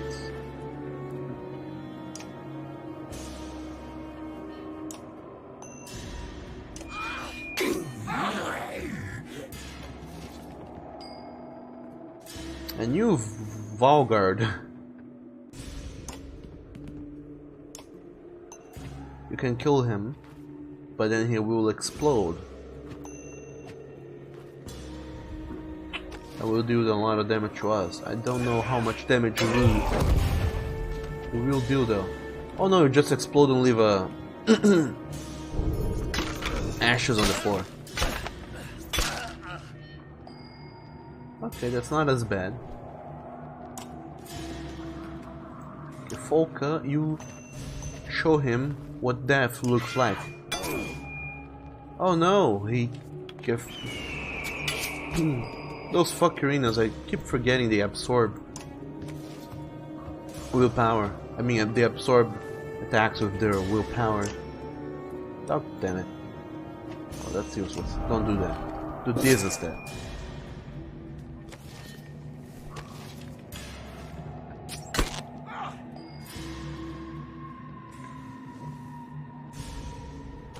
Okay, do you have any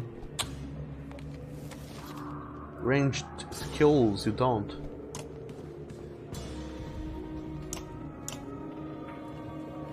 Just sad. And Tiger, hello there, welcome to the stream. How are you doing today, buddy? I know he says you can't blame me, blame your skill. What? And Rain Shep, you say you actively do it. So blame is warranted. Typhoid Mary, what? Leo says, what? They're full of nice purple candy. Yes, purple candy that deals damage to me and my kin. In short, damage, I mean candy I would like to avoid if possible. Okay, Ivor spin through in all the way.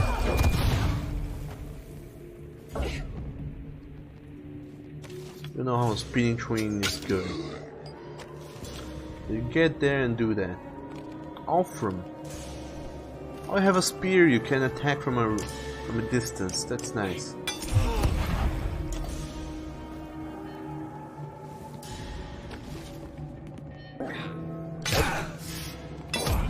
Okay, Volgarde, you're trapped.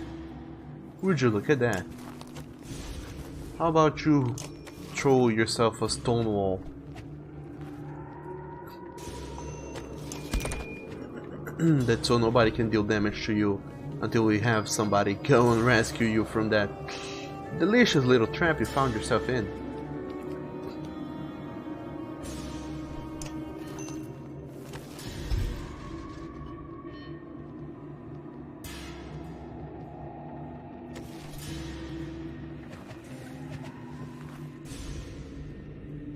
Will this get Trio? I don't think it will. Let's hope it does.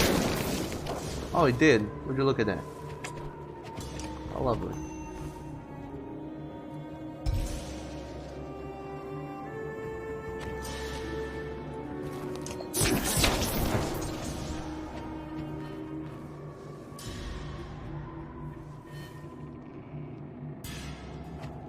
Well, nice to know.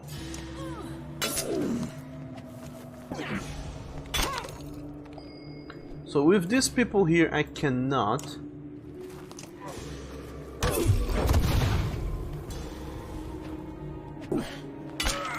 I cannot get more willpower in case my current willpower goes out. But on the bright side, I can deal attacks to anybody from a distance.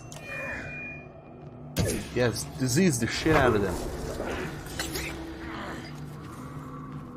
Would you look at that? That stone wall skill was really useful because everybody's just piling up on him. They really want to kill him.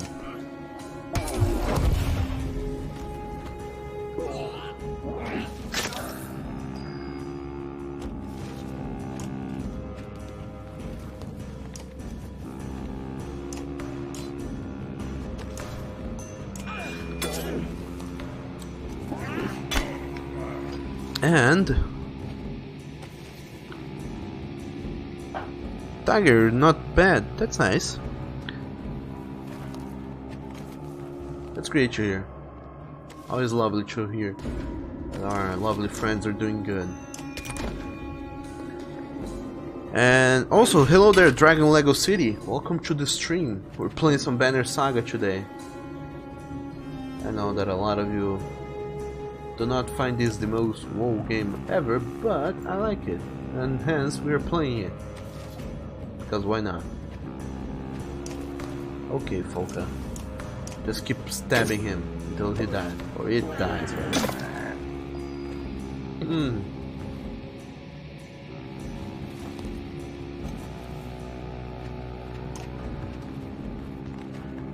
There you go, Crummer. Do some damage to them. As for you, what can you do and where can you go?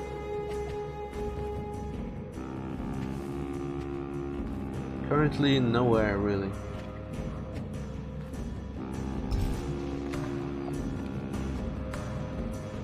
So how about instead you just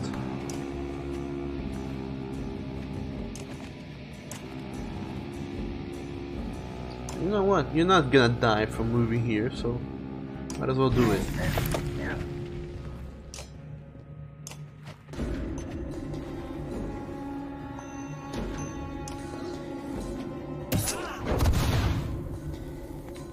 Yep. Village time.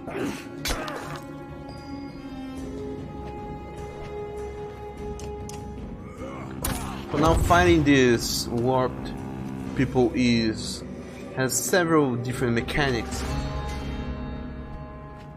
One such mechanic is that I have to really keep track of their willpower on top of their health, and you know it's just lovely.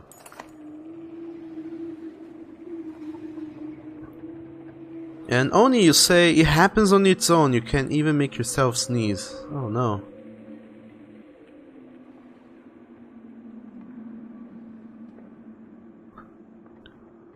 But also, how are you doing today, Dragon Lego City?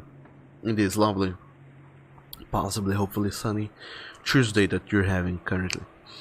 And Tiger, you say that Typhoid Mary was the first identified carrier for the typhoid fever. But she didn't show any symptoms, Doug, if you were curious. Ooh. Mary Mallon, also known as Typhoid Mary, was an Irish-American cook. Oh.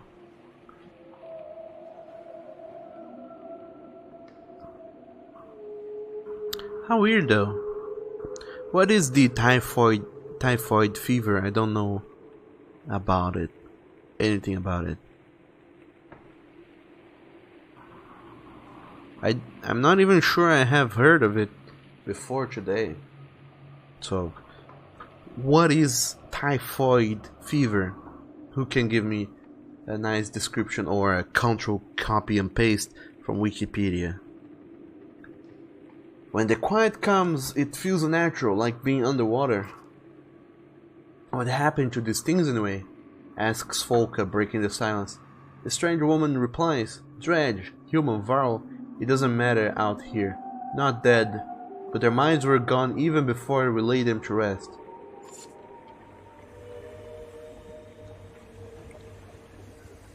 The charred remains of the warped creatures bubble and fizz in the light, and smell horrible. You take the conversation outside the ruined hall as you descend towards the foot of Strand.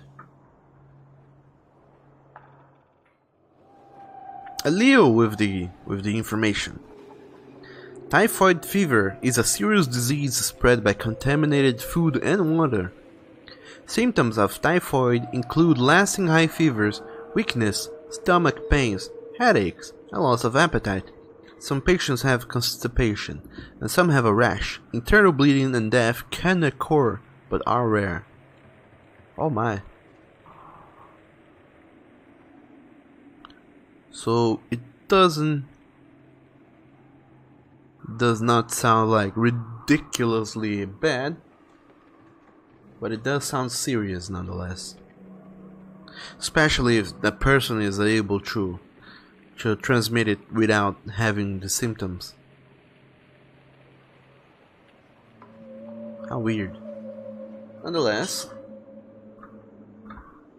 an unexpected place to find visitors, says Ivor. The dredge were trouble enough in Strand without being warped into monsters, says Volgard. I wasn't sure we'd ever be unstuck from this abyss, even with our friend's light. Good that you stayed put. You won't outspace the darkness on foot. We travel into the wind, not away, to undo it. Undo the darkness? How? No mere mender this. This woman's a Valka, says Alfram.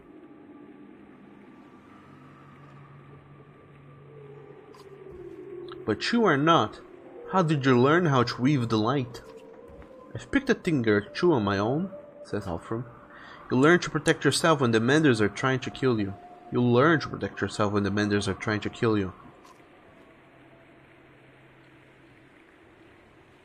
What do you mean by that? My name is Alfram. Do you know who you're traveling with, I wonder? Despite our history, I came this way to seek the council in Manahar. I wonder if the remains of it found me instead. You can tell Juno is uncomfortable with the implications, but she remains composed as ever. Eivind less so. We need to move on. Time is our enemy. time itself, then you will need capable allies. I can see it in your face, you wonder. Can I trust her? What I'm wondering is why there's so much color in the air between you and the big lady with the big lady with the raven shield. You glance at Folka. Only his head swivels back and forth between her and Juno. He's not the only one drawing a weapon. You hear Juno clearly in your head. Be ready. What is this? Another fight? Oh no. Oni, you said that Leo, nothing personal, but Theodore is top dead now. Oh my, what is that? Folka shudders, grabbing her head. Where are we? She groans, no longer under Juno's spell. Trapped in the dark with this treacherous witch, Oli snarls. I knew it, Folka. Her words have been coming out of your mouth since we left Bover at the old fort. Folka's face turns red enough to melt snow. She screams, and you only barely manage to turn aside her spears. Others are drawing weapons. Respond fast and hard with a show of force, intimidate the ravens, or give me a hand, Juno.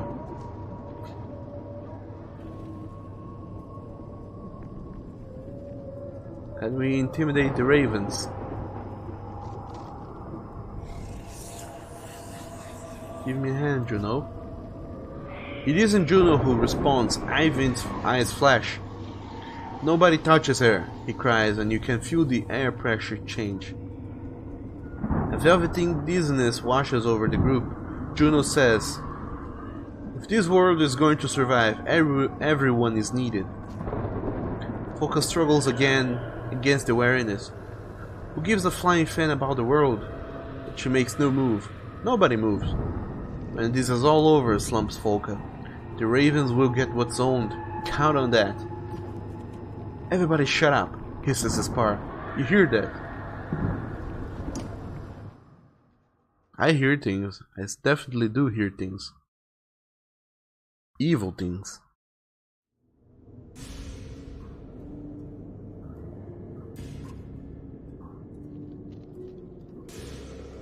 These things just came out of nowhere. We must stand together to survive. Fine, but this conversation isn't over. Waves combat, oh no. The legions of the Warped often attack in waves. After the first wave you may fight or flee, defeat the balls on the final wave and gain a powerful item in green. Oh, lovely. And Leo, you said typhoid fever is an acute illness associated with fever caused by the Salmonella and Entericus. What?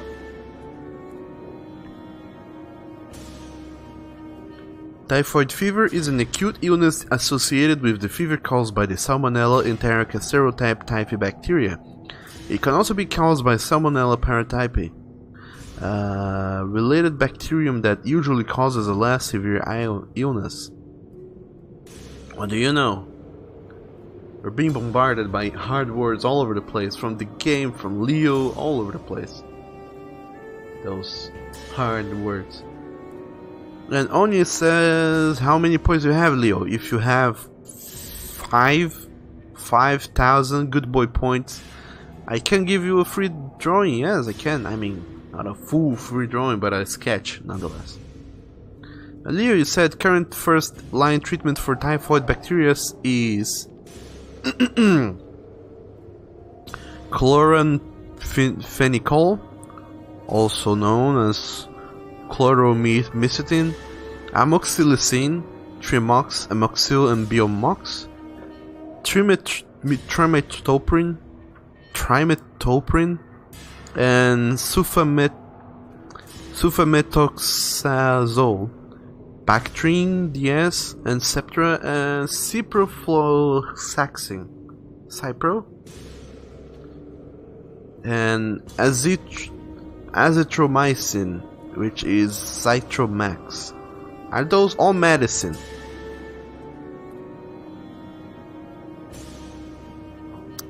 And Oni says, on the road again. I cannot wait to be on the road again. I have this magic marker to scribble on your face once again. And there you go, Leo. You have 646 good boy pounds. Eventually you will have enough to get a free drawing. Thing is though, you do get more points if you cheer with bits, donate money, or subwoof to the channel. Hence why I have so much of them only. But no matter.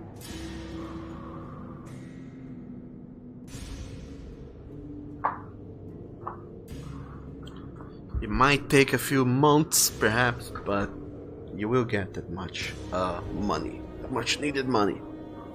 I mean good boy pounds.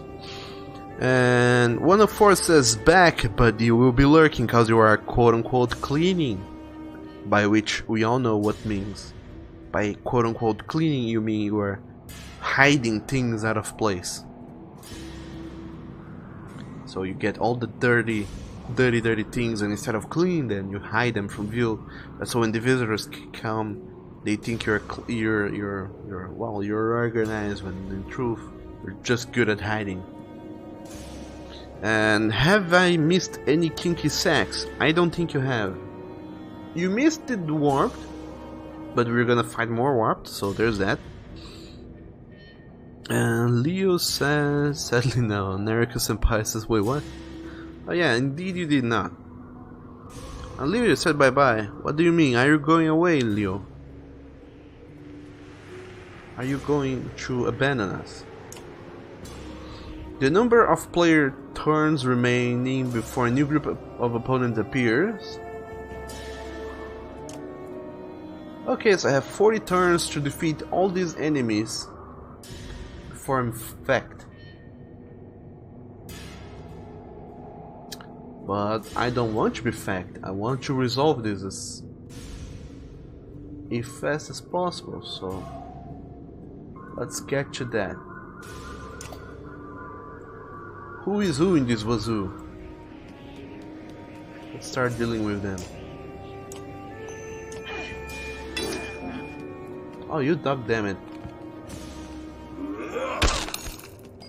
At least these warped varls are pretty weak compared to the usual varls. Oli, use your axe throw.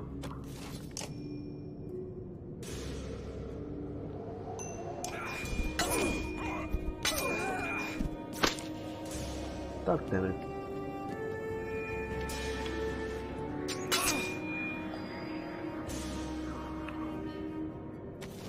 Spar.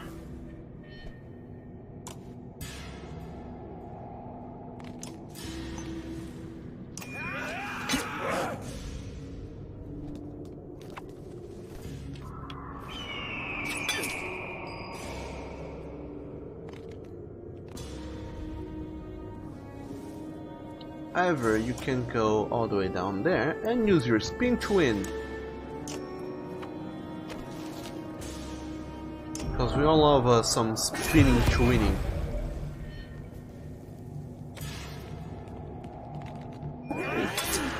Ow, god damn it, don't. Do not do that. It hurts. You whore.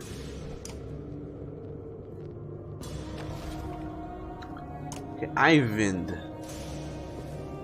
Of all the things you have done in your life, I guess that now the most coolest thing you can do is move yourself over here, get that booty moving, and hit him with your whatever that is. Hit him with those.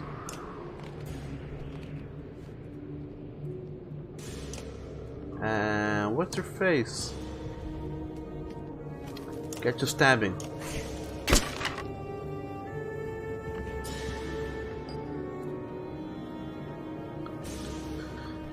And Oni, you said no. What do you mean, Oni, by no? Do you mean no as in not? Or do you mean no as in noodles?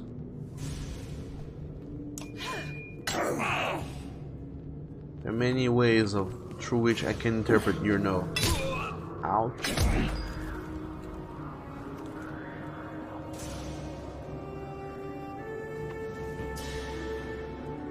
Okay, Oli, it's time for you to do your axe shenanigans again.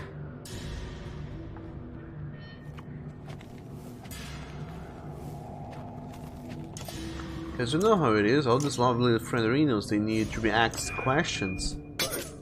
Well, who best to ask them questions? God damn it. Why do you have to be so bad at asking them questions?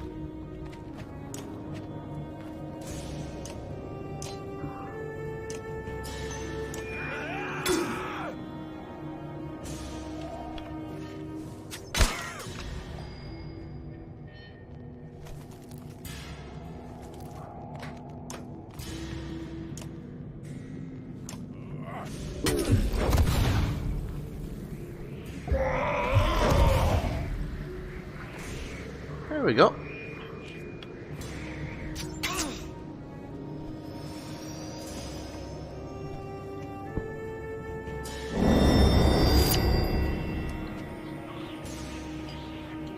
So now Juno is on the Nether Realm and she has to collect spirit orbs, I guess, to do things. To be able to revive or whatever. So pretty much she has been struck with the hedgehog's curse.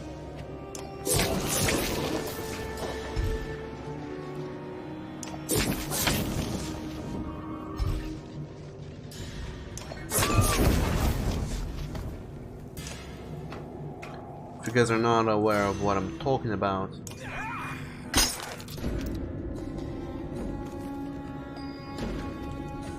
unlike other heroes, when Juno falls in battle, she's easily incapacitated.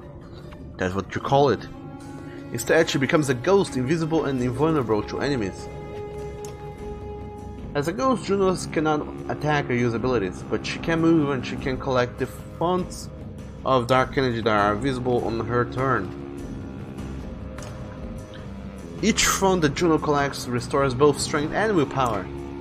When trying to maximize Juno's fonts collection each turn, remember that you can click multiple tiles in sequence to control a unit's movements precisely. At any point you can restore Juno to life with the strength and willpower she has currently by stepping onto her body. Alright. As I was saying, the Hedgehog's Curse, for those of you who are not aware,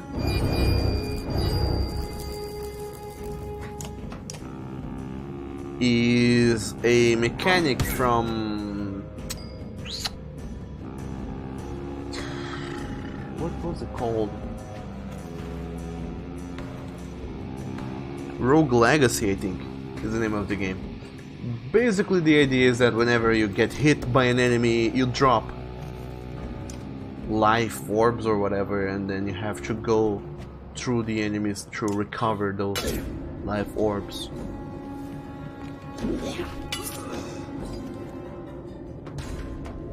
And because you lose most of your life orbs when you get hit by enemies. And if you are hit by an enemy when you have no life orbs, then you are dead. That is the Hedgehog's Curse in a nutshell.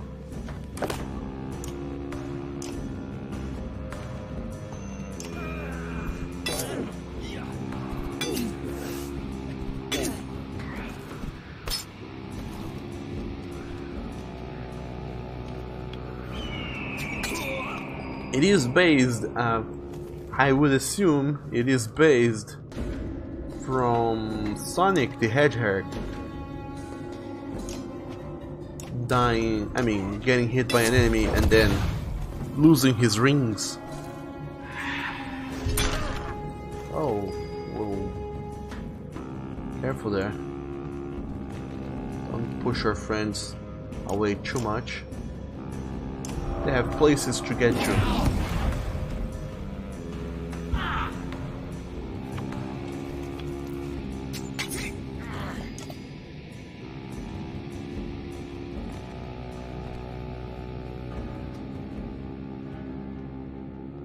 Ivan, what can you do? You can mend somebody's armor. There's a lot of people who have or hurting on the armor side, and you can also use this on her.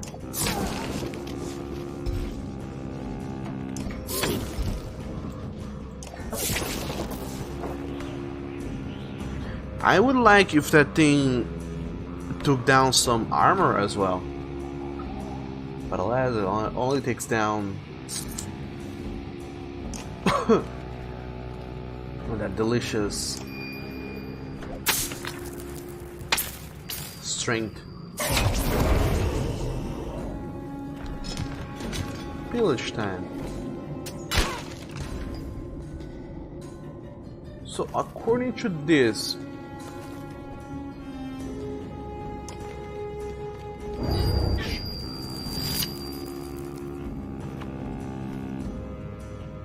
hell yeah, you can do that. What does weave the energy does? Target gains one will and passes energy on. Your bonus grows each time passed. Ah, fuck it. You know, you can attack, you can move. All you can do is end your turn.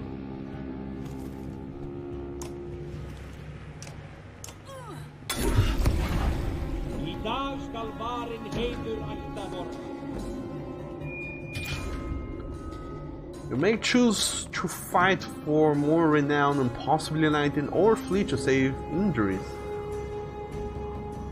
Reinforcements. So they're gonna come from here and from there. So what does that mean? Can I throw more units onto the field?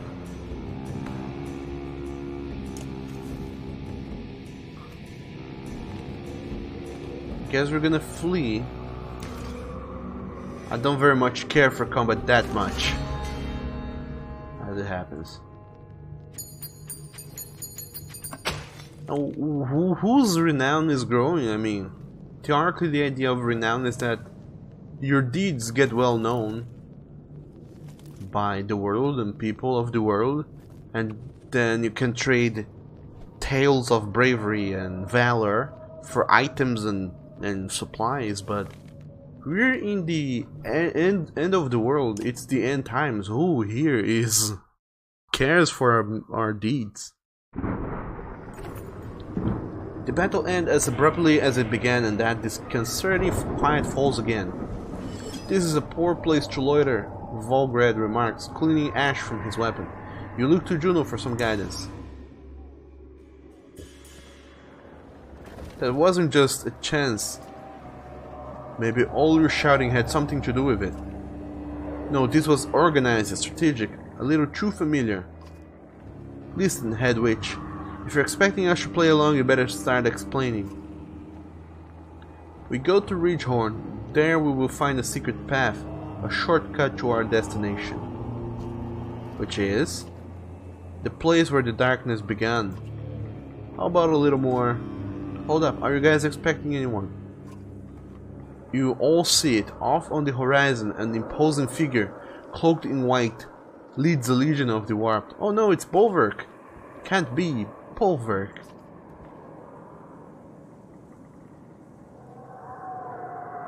We need to get away from here. I agree with that, look like we'll be joining you. How did things get this bad? Where are the other Volca? Ivan and I went to Medahar. Bolverk came for us there with vengeance, destroying any chance we had of cooperating with the other Volca. Something along those lines did happen, yeah. From where I stood, it looked a lot more like Ivan completely lost his mind. Juno looks away and returns to her point. Every day the darkness draws closer to Arborang. I feel they have no defense against it. And what are we doing standing here, Ridgehorn several days away? In good conditions, maybe. I can safely say these are not. If that really is Bolverk. If it is, let him chase us. It'll keep him away from Arborang. They've got enough problems as it is.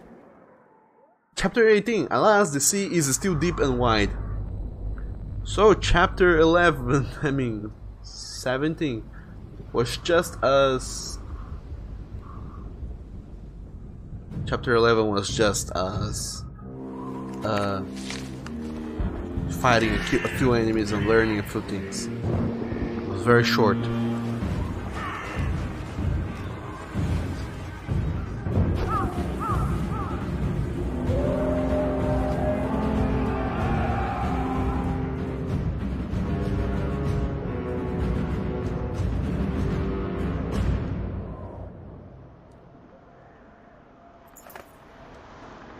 And wouldn't you look at who is at our gates? It's the dredge. They've come to party. Very hard. Is one end peacefully, Petrus says, looking out at the dredge as they squirm, trapped between the outer walls of Abraham and the darkness. A beast cornered is when they're most dangerous. Are we much better off? You wonder aloud. Petrus shakes his head. Not really. There's still bad blood about the refugee situation, and it's more than it seems. Speaking of which, he adds, Ruga's talking. I think it's time you took a crack at him. Not without me, Oddlife says. Even chained to a wall that man is a trap. And our best hope for maintaining order is the king's safety, Petrus adds. We need that antidote. Go with luck. Would you look at that?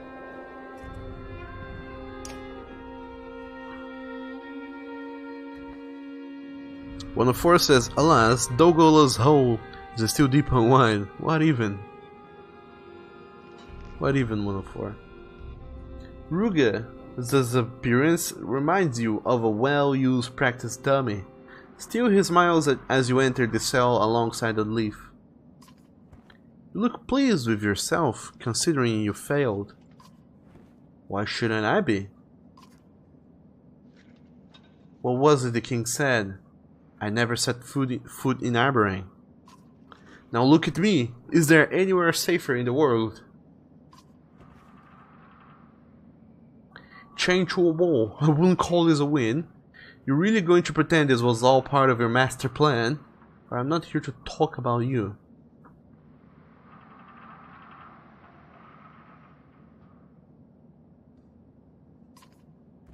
Oh, is there someone else here? Maybe hide in the food bowl. Look, it's obviously why they trotted you in here. Save the king from Ruga's nasty poison trick. Curious that the Menders can't do it. But before we talk business, do you play Taffel? Which is our version of chess, except it's dumber. And Nekio says hello. Hello to you too, Nekio. And to you too, Marcus. Welcome to the stream, the both of you. How are you guys doing today? A woof to you too. You lovely frienderinos. I don't know what Taffel is, Ruga.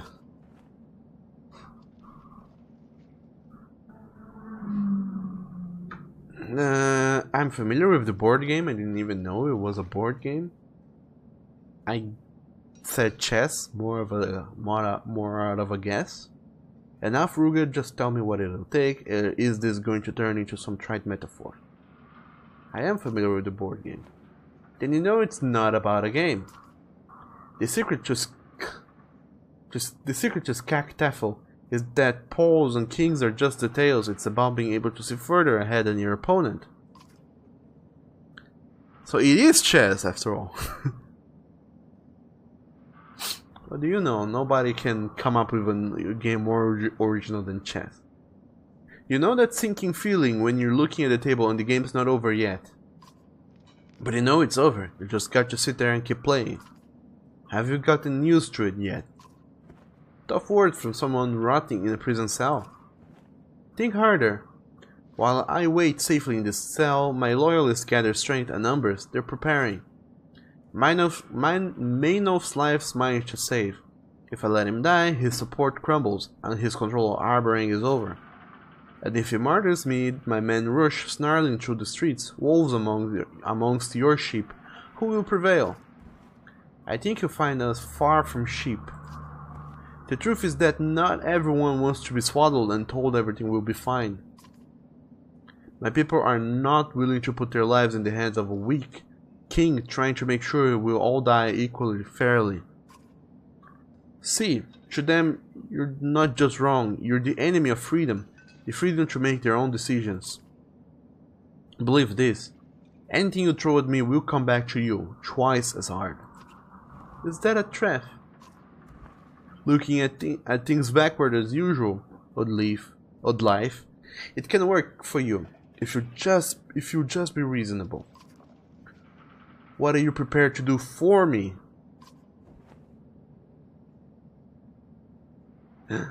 I know what I'm prepared to do for you, Bitruga. What do you want? Or you only do this to take advantage of scared people?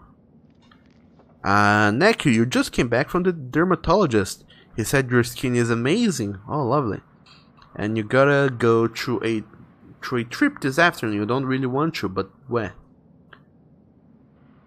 Do you have to? Do you absolutely, certainly, necessarily have to? Because you can always say no, fuck off, and do your own thing instead. But who knows? So, what do you want, Ruga? Just a throne. Dalmanov, if he steps down, he lives. It's that simple. The whole room suddenly shudders. Screams pierce even the thick walls of the cell, and odd life lifts herself up to look out the small prison window. A lad, we need to go now. At the walls it's... Could it be Bellower?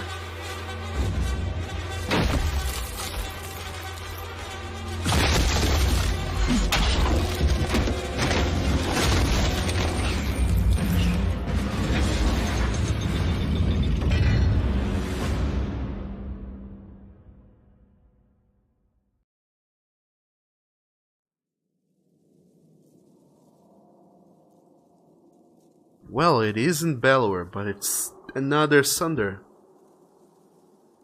Oh, this Sunder. Don't they have anything better to do than to chase us off?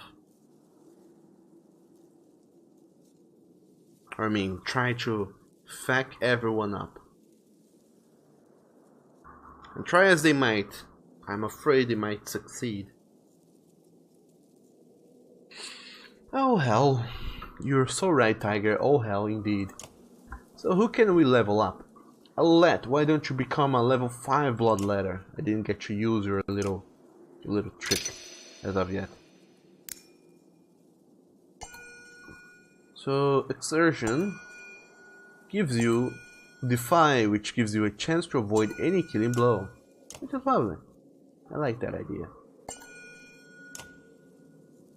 And can we improve your thing? So you now give 3 points of strength damage over time on hit and lasts for 2 rounds. That is lovely as shit. And Hakon, you're a war master. You need to get promoted. Get high up there.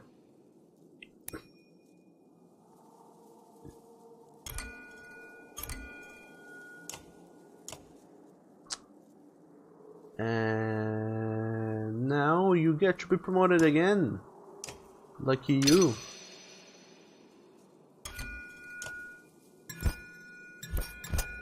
How about this? Now I have more chance to regenerate armor per turn, and you get more willpower. And now you get also a lovely name. So what can you do?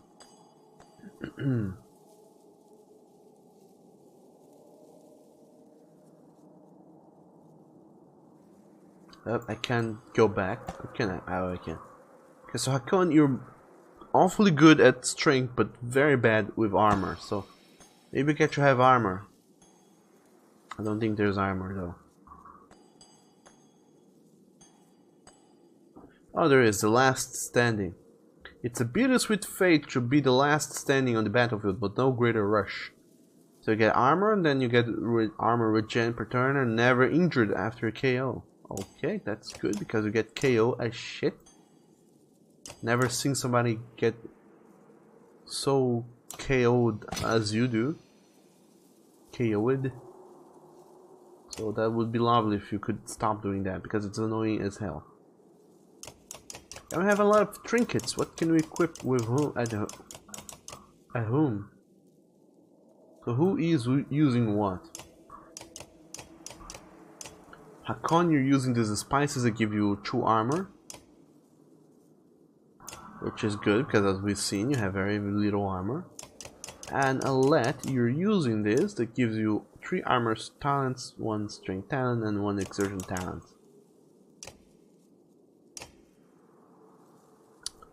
You could use this that gives +3 to all talents and +1 to strength attack and +1 break. The gold bridle. This gives move 2 tiles per wheel, +3 strength, +3 strength resist, -2 movement and +3 aggro. That's awful.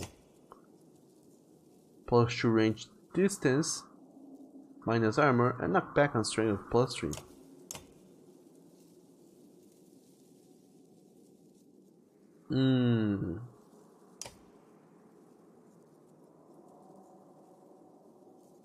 I like the main elf's armband. You get aggro, but you get +3 strength talents, +3 armor talents, and then break resist, 1 strength resist, and that's it. Definitely better than whatever it is you're using currently. Then from high rank shit, we have Brennan's Lock that gives +1 to all talents, +2 will, and +1 will per rest. And we have this Mender's Fib that gives more armor talents and strength talents and exertion talents. So many things going on here. Oh, fuck it, let's go to battle. We're fiddling with those too much already. And Neki, you said it's another doctor appointment to check if your cancer came back or not. So you gotta go, but he could have simply called and said, hey, it's okay, everything is fine. Or not fine. But I don't know. Maybe they like it that you're dedicating time to go there. And Oni says, oh no, Attack on Titan. Where's Hainer and our boy Pants Dog? Did you kick them out? I didn't know such thing, I don't think. I don't know. Ooh, battle. Okay, so who do we have here? Aside, of course, from the dredge. We have a Slagslinger expert. You're better than your common Slagslinger. We have a couple creeping skulkers, and we have a desperate grunt, and another Slagslinger expert.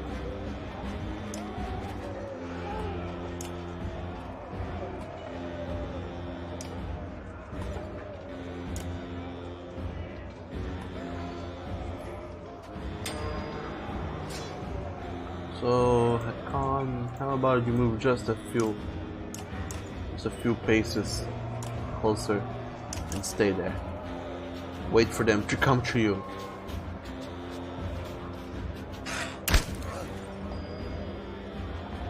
Now Alet, duck them and you can't get to them. You move closer as well, and now you use your Overwatch ability.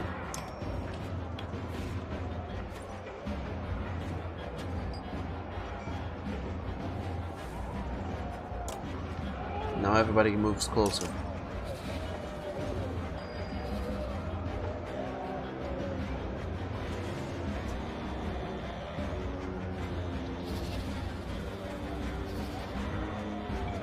Attack, you go there and use your trample ability.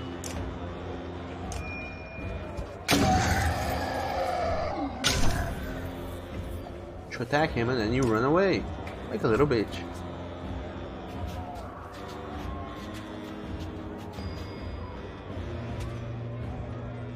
Oh, look at him skulking around. What a cuterino.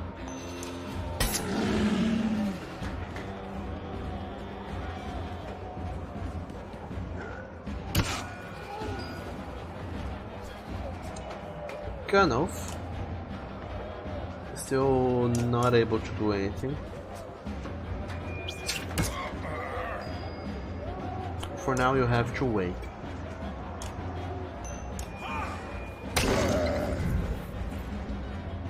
But what do you mean, Oni? What do you mean about where's Spencer, Hain, and all that? You forgot about all that.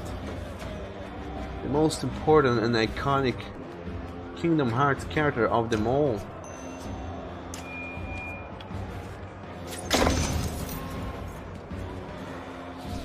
You cannot have a Dance Dance Revolution party without Olette.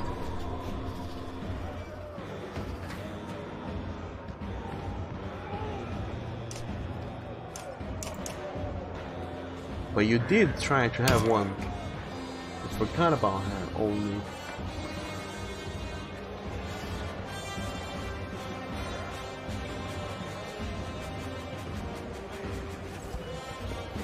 Hey, horse foreman.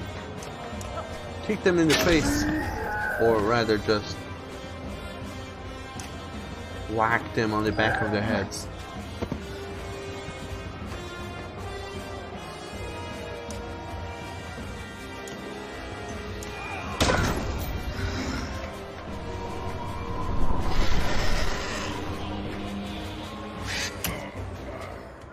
Because there's nothing better than whacking these fools.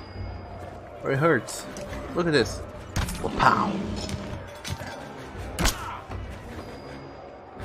And you, desperate grunt, you get to have damage dealt to you.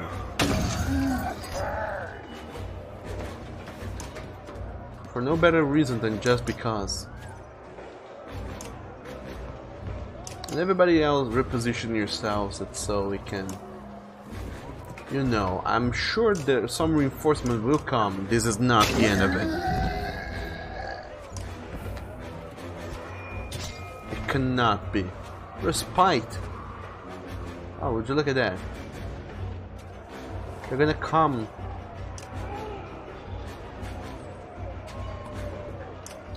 And we can reposition ourselves. That is lovely, I like that idea.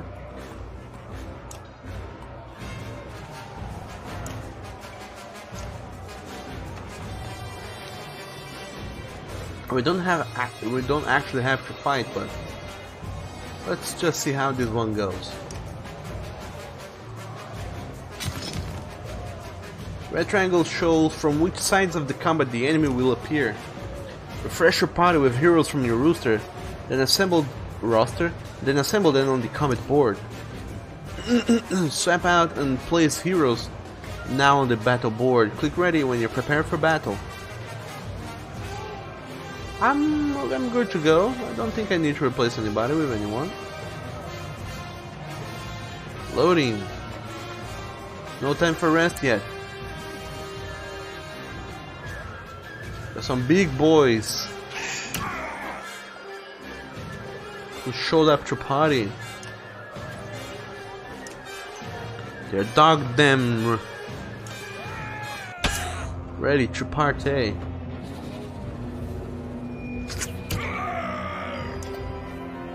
Would you look at that? Hakon's dying already. That's the only thing he does.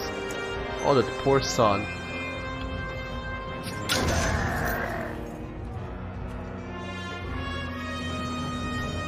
Oh. R.I.P. Alette. You lasted for one single turn.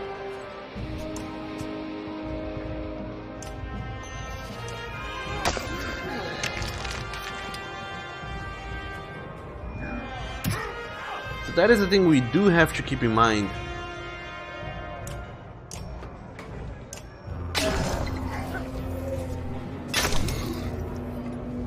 These characters will do a shitload of damage. But they're much stronger now.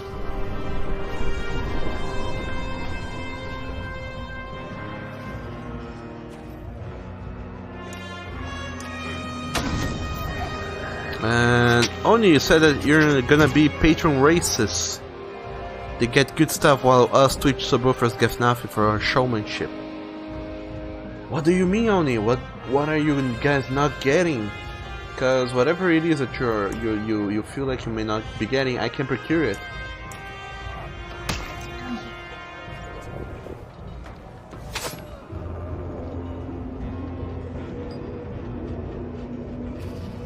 I make super duper sure you do get those delicious bonuses.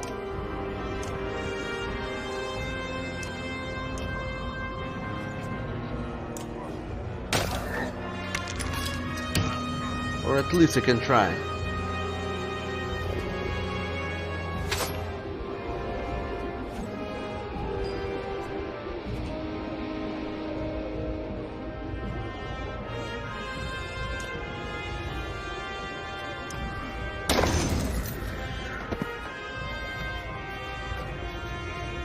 As the Skokers could turn.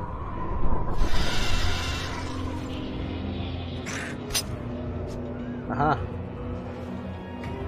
Get wrecked, scrub.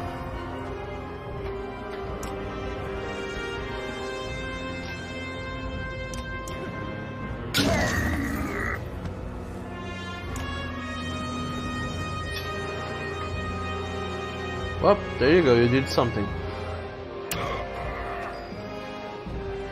I don't know what you did, but you did something.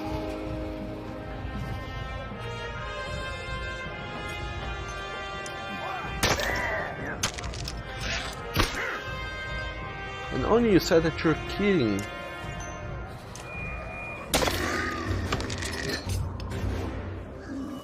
I'm sorry. I don't know when people are kidding and when people are not kidding. I'm a silly doggo boy. Alright.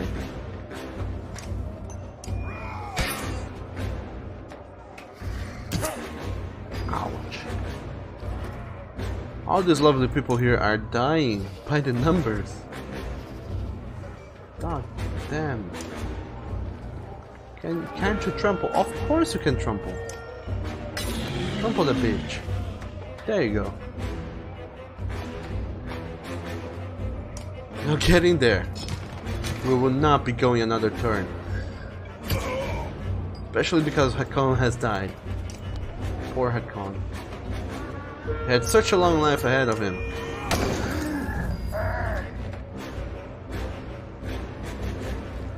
Now he has nothing else going on for him, the poor guy.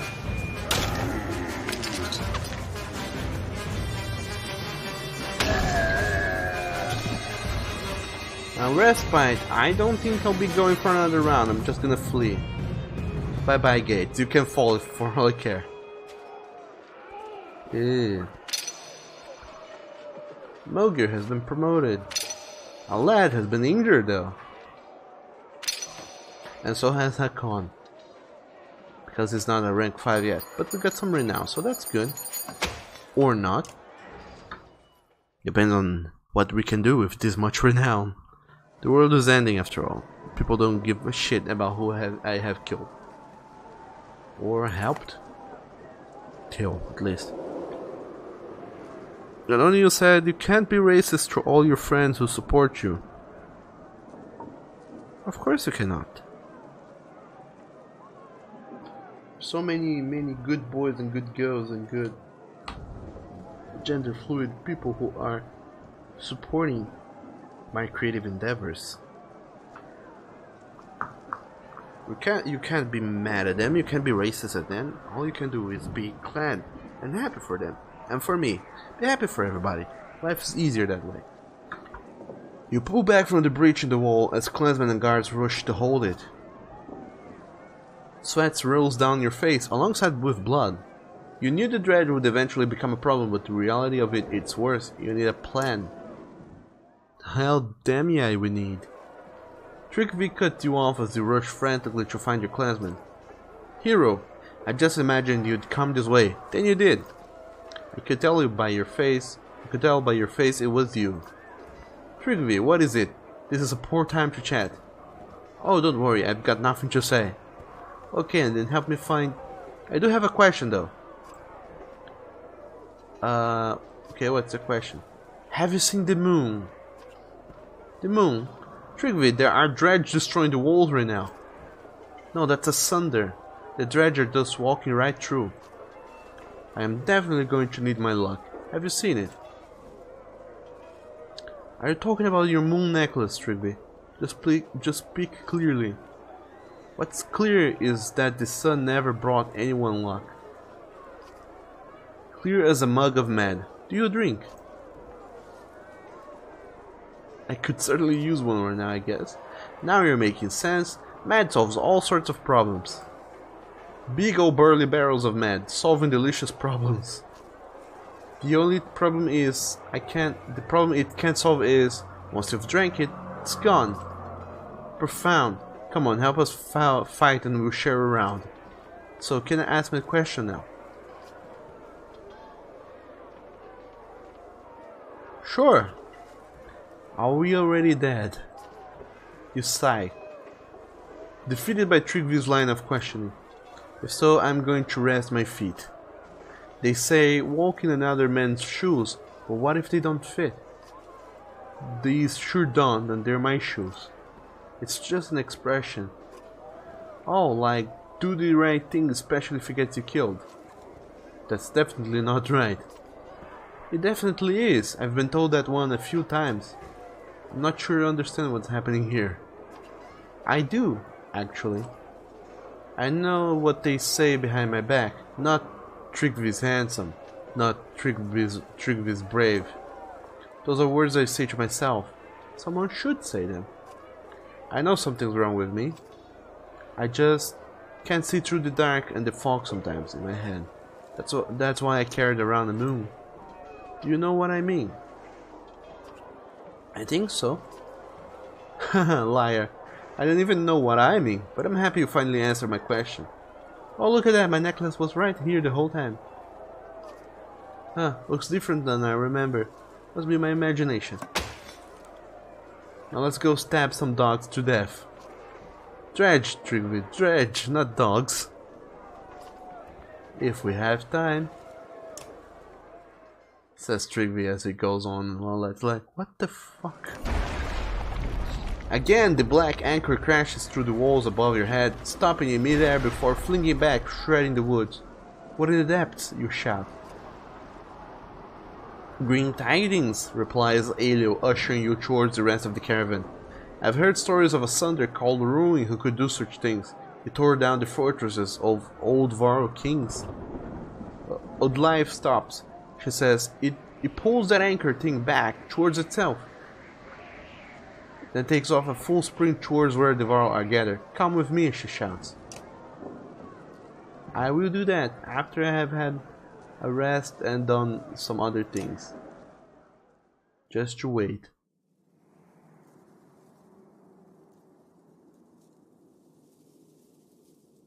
We need 3 days worth of rest to get everybody back up at full force.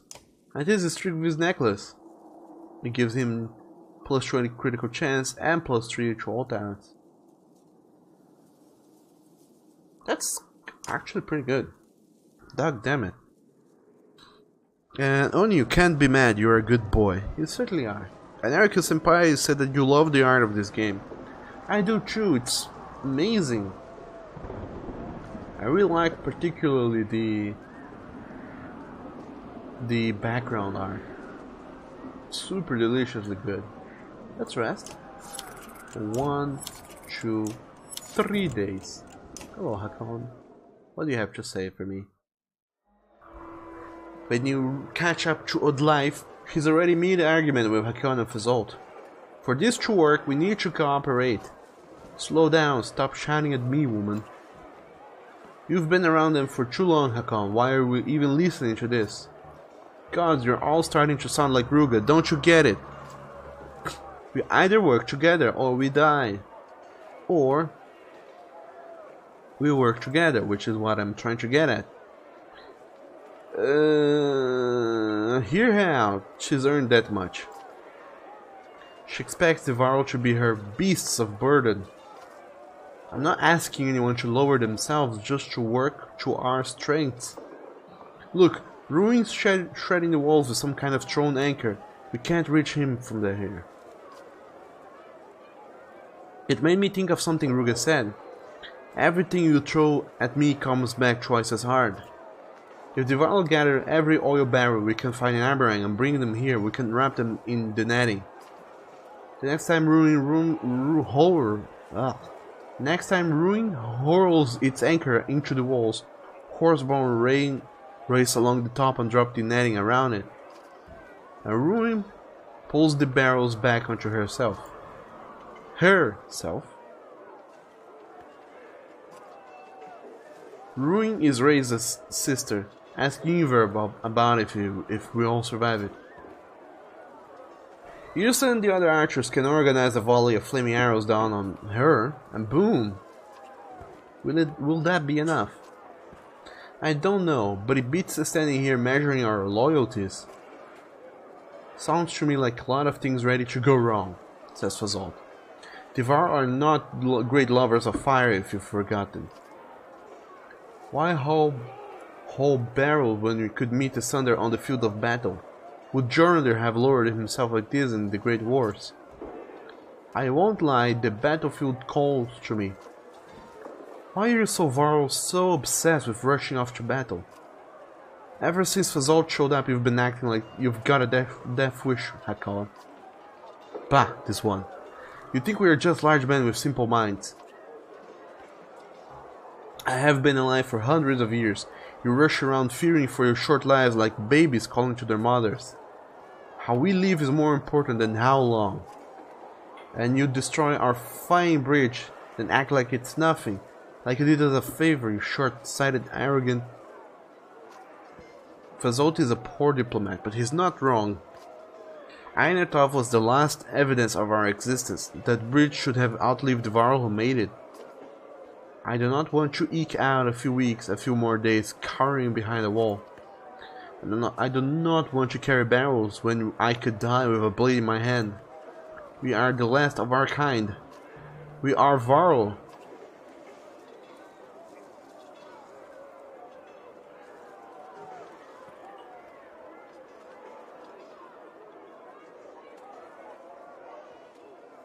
Oh damn, choices. So many choices. And also, hello there, Pixel Squiddy, welcome to the stream. How are you doing today? Hopefully you're doing good. And Oni says, you definitely know why you have to be good boy. Oh, I do know. If you don't be a good boy, Theodore will show you the hand. That we all know.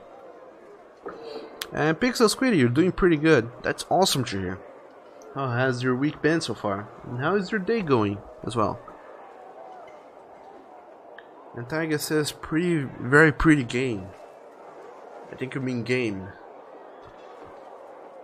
Otherwise, something that is a game is very, very pretty according to your standards.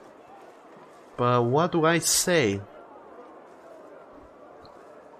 Just do us this favor and you'll have your fight, I promise. Idiot, use your head, don't throw your life away. Or help us and you'll have half our remaining supplies. For your Varl. We'll manage with less. Sure. That ought to get him doing this. Warriors do fight poorly on an empty stomach. What are you saying? I'm saying I'm starving. A good meal followed by a good fight. A good note to end on. You really have become soft as a baby's ass, Hakon. We gather the oil barrels and return quickly. Don't get comfortable telling me what to do. Fazalt shakes his head in disgust. Hakon notices. And whatever you do, don't let that fence of toothpicks fall before we're back. Oh, please don't tell me I'll have to battle again. I would not like to do that. So, all the Varl are gone. I guess they're going off to the fields to die. Because they decided that's what they should do after all.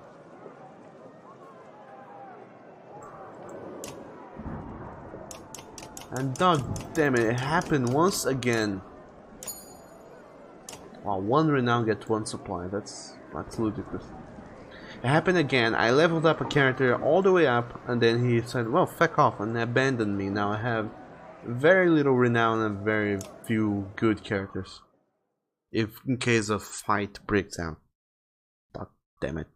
And Pixel Squiddy, you said that your week's been good. That's great to hear. Skatak gallops to you, breathing hard, gesturing quickly. You gather that dredger assaulting from the front gates all the way down to the water's edge. The Sunder is just going to brute force the wall. But life says, topple the whole thing and this will become a killing field. Bad news from our clansmen, Alio adds. Many dead or missing. Some to Dredge, others to Bedlam. What is Bedlam? Could have been worse, but it's all going wrong since the Sunder showed up. Terrified villagers scream at the sight of Dredge breaching the wall and mobs of people crush together trying to escape in any direction they can. Gather anyone who can hold a weapon, you shout. We travel down the wall, pushing back the Dredge until those barrels are ready.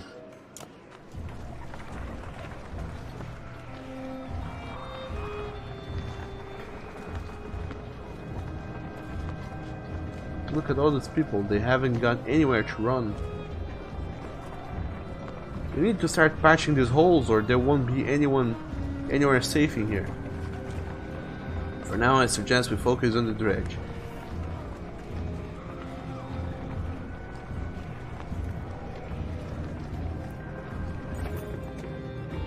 Get ready, you shout.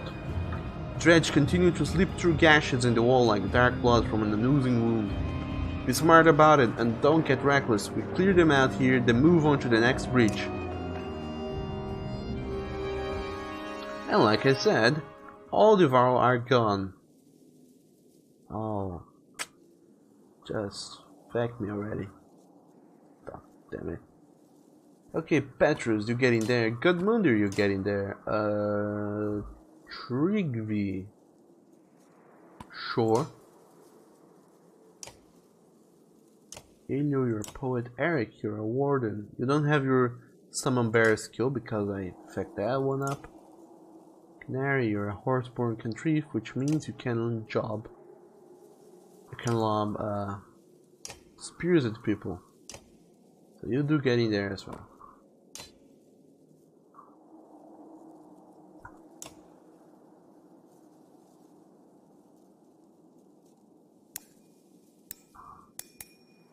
Petros, now that you fight with us, and have some nice things going on for you.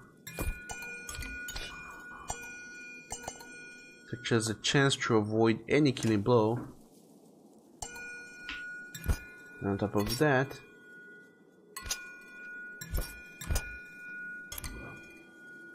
a very small chance to avoid strength attacks.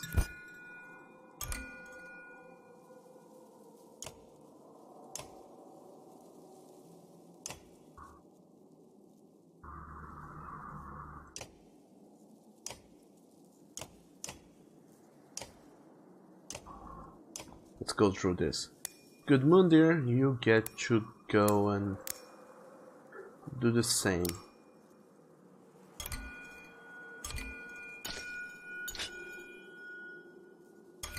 Chance to avoid strength attacks. Trigvi, same to you.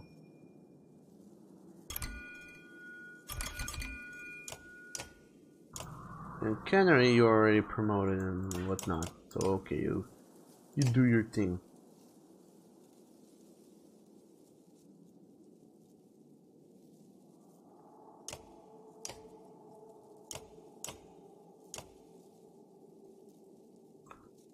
So, Alette, what else can you have going on for you here?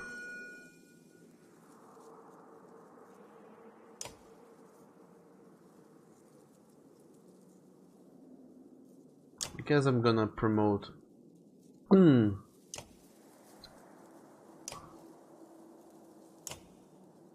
Skatak or Petrus? Guess Skatak. You could use a little promotion to have more willpower. Well, let's get ready for battle. Bah.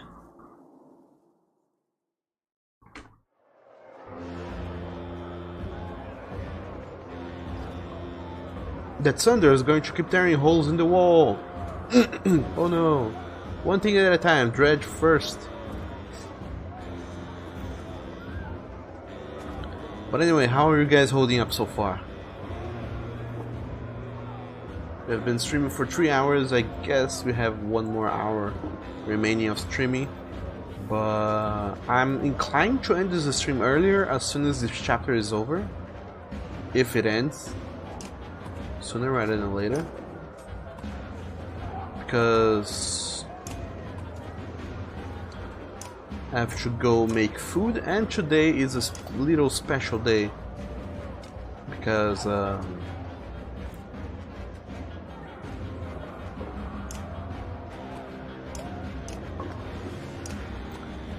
gonna have a little water outage for a short while, and I would rather get started doing food sooner if possible, rather than wait until very late to start making food and then realize that we don't have water.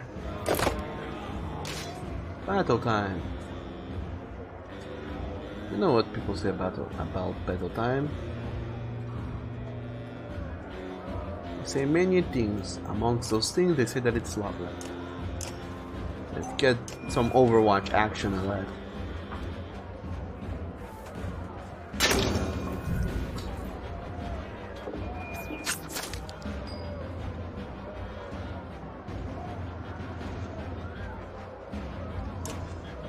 As for you, do the trample.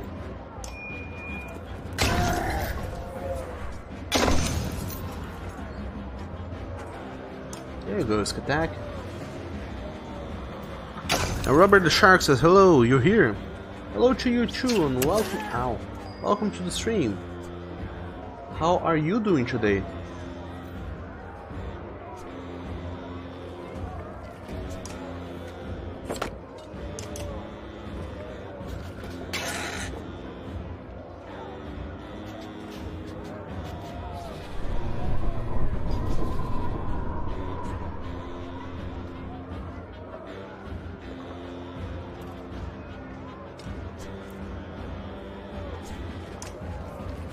There you go, Godmother.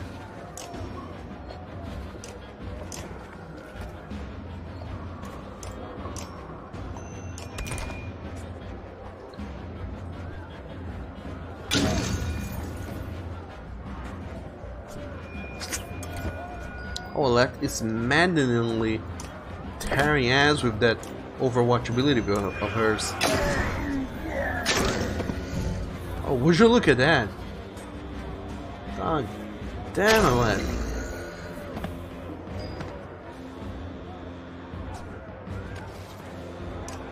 But also, Robert, how are you doing? How have your streams been?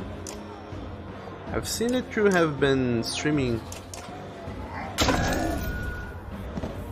these last few days, and I've been wondering about that.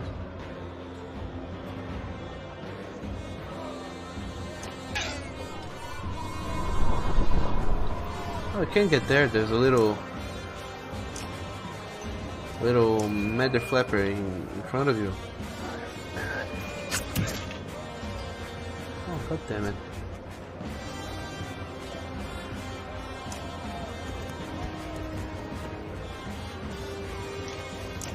You get trampled. Fuel his equine rage, I guess. The queen rage. And don't kill Olette. She's very squeamish. She dies easily. Aha. Victory. Or rather, Victor, why? Oh, Robert, you say they have been good. You're trying to keep it up. So set a new goal to try and get 100 people to follow before MFF in November. What is MFF? I feel like I've heard that before. One of you guys have mentioned it, but I don't remember. I said I would go and look it up, but I never did. So I'm not a good boy when it comes to that. Your numb arms remind you of chopping lumber back in Skogar, but with more blood and fear involved. And you know, more bodies too.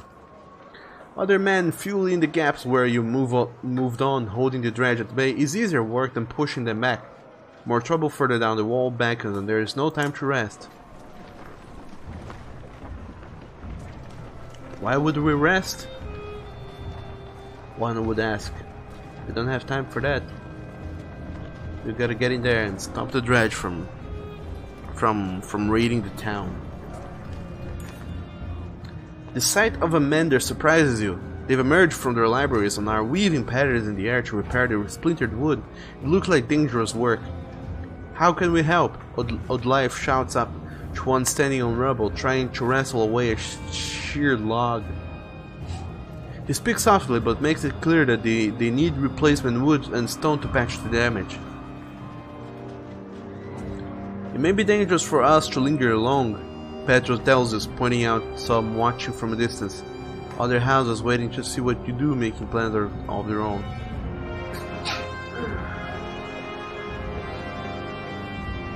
Send word to the caravan to get clansmen involved in repairs. Before long, familiar faces arrive carrying fresh building supplies. You reluctantly leave them in harm's way and continue onward, but the cause is worthy. You hope it pays off for everyone eventually.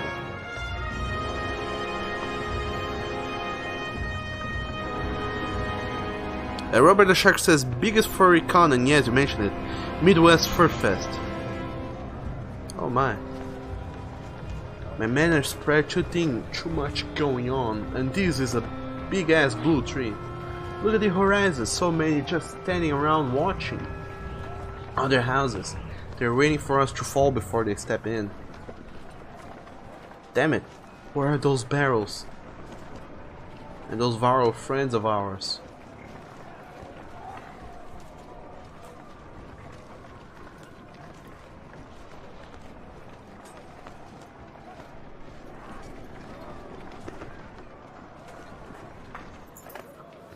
A mob of dangerous sizes gathering ahead with the harbor.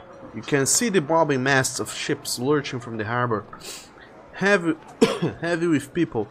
Petro swears, if sailing away was an option, we would have done it by now. The seas are poisoned like everything else around here, spits Petros. No doubt it's the serpent's blood. It chews away the wood and the fish are dead. There's nothing out there but death.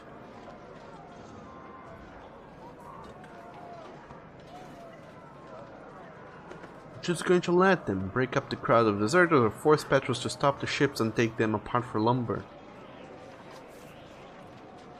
Petros reluctantly gives the order. Many hopeful passengers, desperate or drunk, unwilling, back down to the city guards. Eventually Petros' men give up trying to stop all the ships from departing, but manage to pull aside a few for lumber to help reinforce the walls. You move on, worried that you have already taken too much time here. A woman catches your eye amongst the crowd. Her gold cloaks stand out. Need, you ask. Need it is.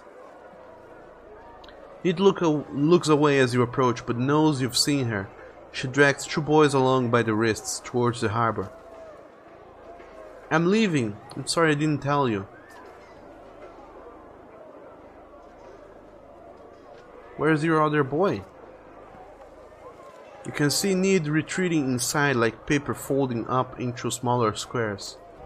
You realize that her eldest boy is missing and can make a solid guess why. He's gone. How did it happen? He's not gone, he's dead. I don't blame you or myself, I don't even blame the dredge. Who is to blame for all of this? Do you know? Nobody can tell me. I just don't want to be here anymore. Anywhere but here. She pushes past, having said her piece. Need, wait.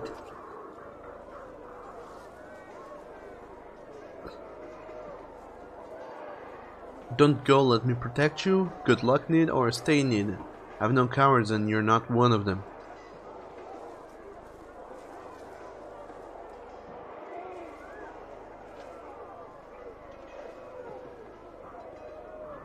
Yeah, don't go. Let me try and protect you. You mean well. But when will you understand you can't protect everyone?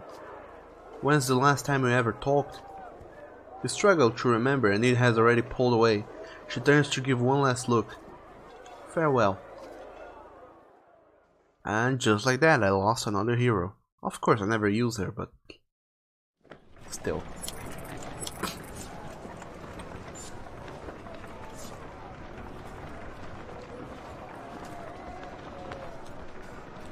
And 9 days has passed since we got into Arborang. And so much has happened during that short span of time. Families, elderly and children are still pressed up against the walls in staggering numbers. With no room to spread out, they're caught in the midst of marauding dredge. We can't just leave them to fend for themselves, Oddlife says. You wonder what choice we have.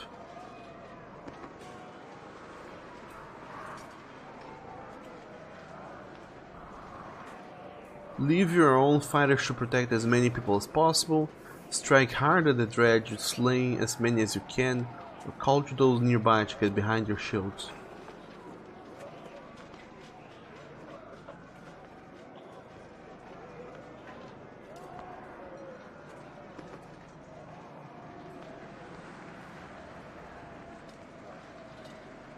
Let's call those nearby. You can't have everyone caught on the onslaught, but many unarmed townsfolk scramble to their relative safety behind your shields and continue on with your caravan. So got me some clansmen, like 13.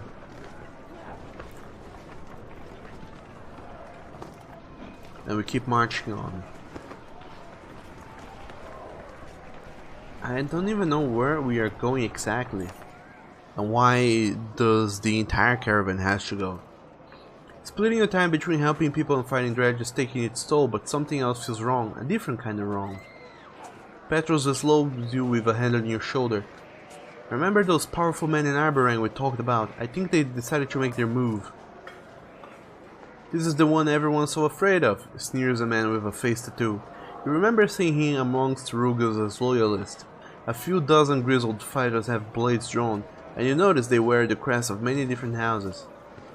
Dogs, leave them to me, Petro says, mustering his guards.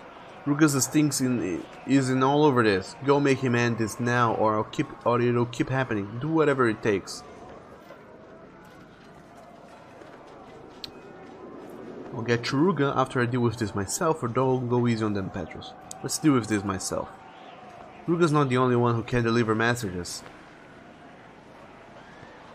Petros nod. You're not wrong about that, but let's make it quick. Yeah, let's make it quick.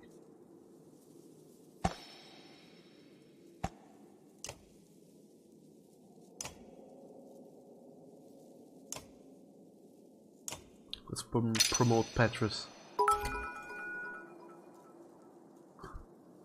Bork, you go fight the dredge, while I stay back and eat this fear away. Oh, Oni.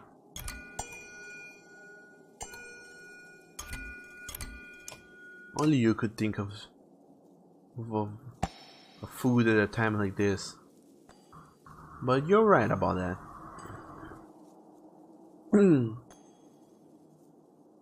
You're so very right.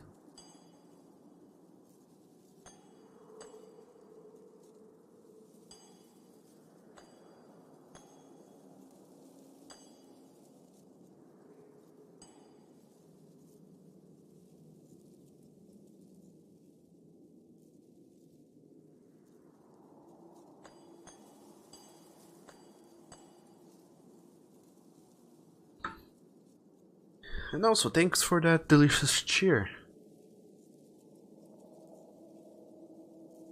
I'm thinking, what do I give Petrus? He needs a little nice ability, but... oh, damn it.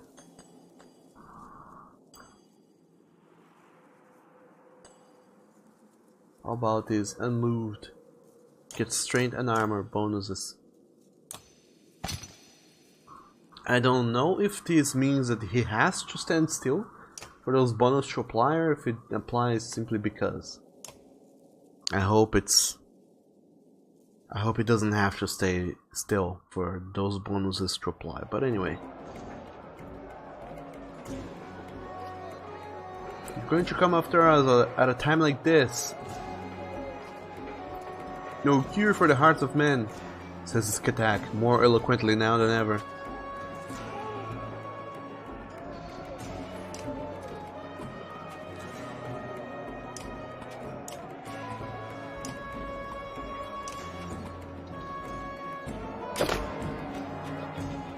But now we know Alat is a complete killer if she has her Overwatch ability on. Let's get that one going on.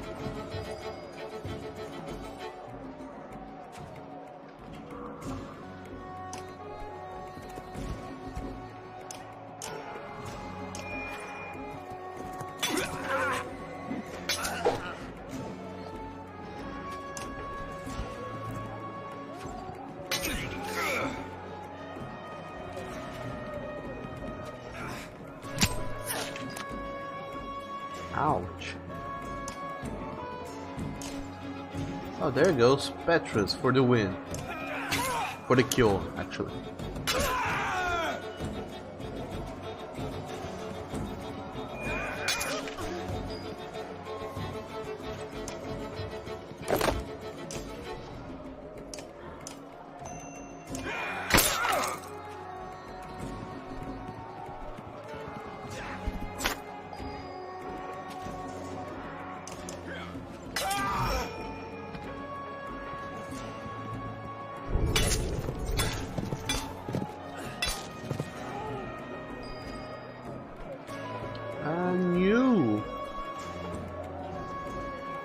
Oh yeah, you're a spear lobber jabber or something. So you get to deal some damage to him by tipping it in poison. It can move strength per turn.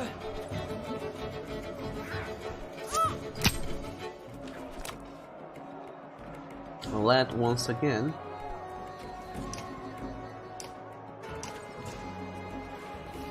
Get all the way up in there. Turn on your Overwatch ability and do some damage. You get them, Doug. I promise I won't run away with this almost 3 months of food supply.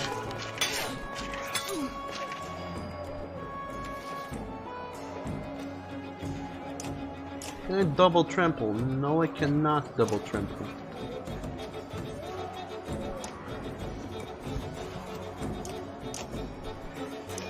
Wish I could though.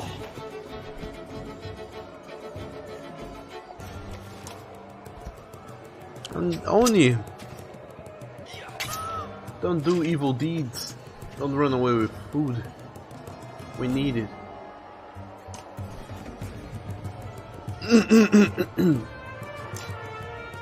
And also, despite running away with the food or not, thanks for the cheers. Oh.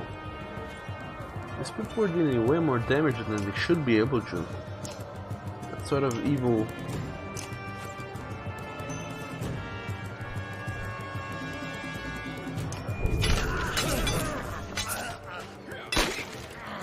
What sort of evil things are they doing here? Oh, come on.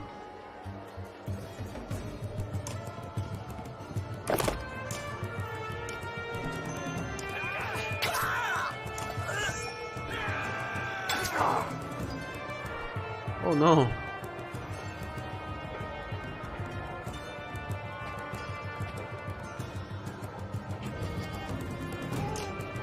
Not attack. Poison tipped. You now get slathered in poison.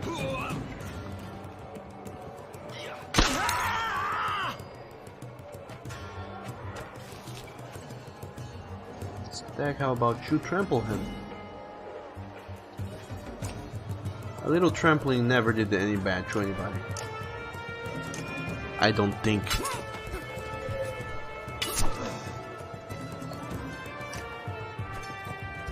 But now it's his turn after all, and he's gonna rack some shit up.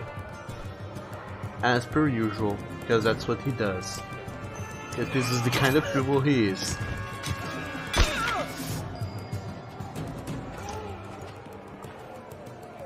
And also, Lucas Blem, hello there. Welcome to the stream. Or rather, welcome to the near end of the stream. How are you doing today? You don't have poison going on anymore. What happened? Why did you decide that the poison way is not for you anymore? Well, nonetheless, You might not be poisoned, but you certainly are dead. Victor, why? Is what happened to us. And Alette, guess what? Has been injured. Very severely injured. Possibly for 3 days, as usual. Lucas asks, is this game on Steam? Yes, it is. On Steam, on Humble Store, and very possibly and probably on GOG as well. It's on all. It's all over the place. And also, if you go to the down below, there's a link to my humble partner page, and then over there you can find the game to buy as well. And the games bought on the Humble Store page, most of them you do get a Steam key to unlock them on Steam as well. So it's all in all the places. One of four says Onion Douglas's butt. It's not really, or is it? The plot thickens. Oni has run away with only a month's supplies of food. Oh, Oni. We don't even have a month's supply, we only have 5 days of worth of supplies. More loyalist lurks in the shadow, unsure whether to press the attack or not. An unexpected sound begins to step into the cacophony of battle, the tolling of bells. What is it now? Another breach? Shouts Oddlife. Worse, replies Petrus. Tradition. The king is dead. Oh, duck damn it. Look up to the great hall resting on the black rock plateau and see thin blue smoke rising from the flue. Rugus' loyalists cheer and laugh, raising their axes to the sky even as they retreat from the fight. A knot forms in your stomach and you're already heading towards the prison. Rugus is going to suffer for this, insists Oddlife.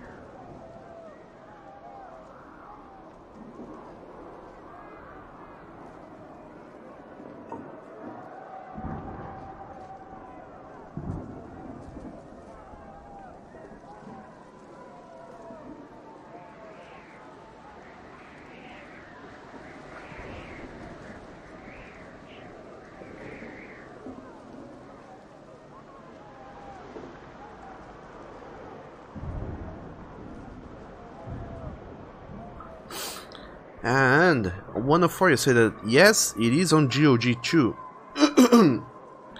And only your ration didn't last. You got hungry about half a mile west. Oh, poor Oni. Could have been worse.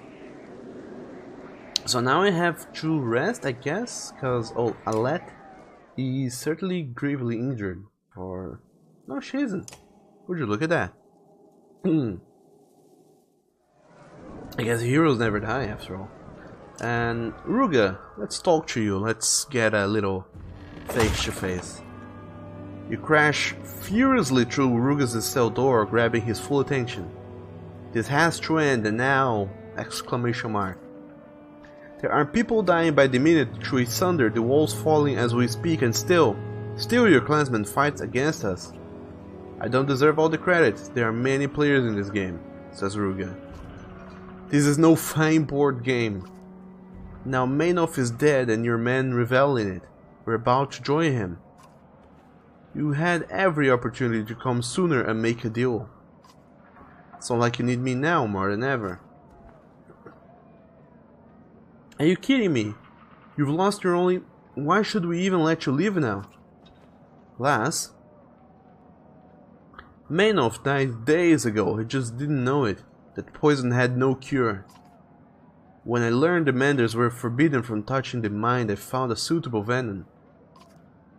He died in his sleep, dreaming the most horrific visions, or so I have been told.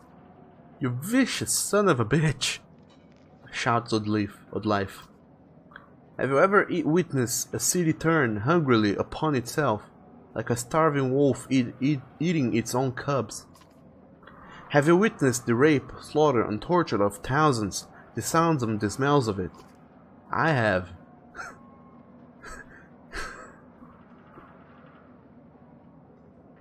I know, you're super jelly because I have and you haven't. You're so jelly. Oh, and when that chaos spills over the edge, there is no cure. Just like Manoth. Should I die, you will see these things for yourself, I promise you that. So, maybe now you will listen carefully to what I say. Only if your followers raise a hand to help instead of hunting us. Now, you're going to listen to me now, Pomaruga, or you know what, I don't have time for this. Okay. Response number 1. Only if your followers raise a hand to help instead of hunting. They could be convinced. All it would take is joining your banner to mine, and make you the ruler of the end of the world. Don't worry, I'll leave you in charge of the war. It's peacetime I care about. I'll even remain locked up here for now, if it makes this easier for you to swallow. Why would I believe a word you say?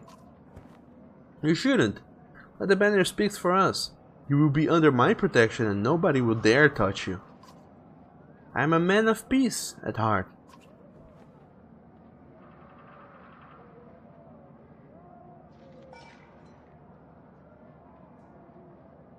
And one of four says, oh no, it's fine. And then you said, OMG Douglas. Oh man, this is the big question at the end of the game. What do I do? Do I join my forces to Ruga? I mean, do I join my banner to his?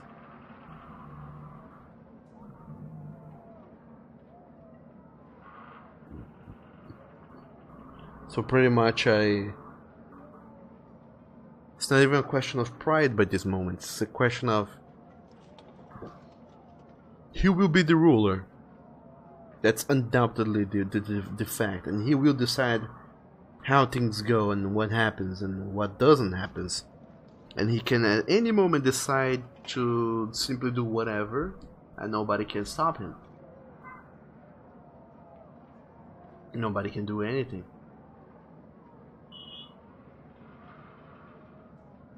Or I can completely and totally ignore him and, you know, take control over my destiny and whatnot.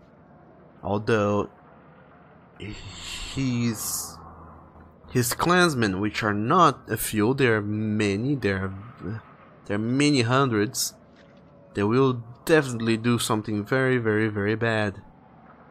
Very bad. To everybody. So now I have to choose, what do I do? Damn, what do I do?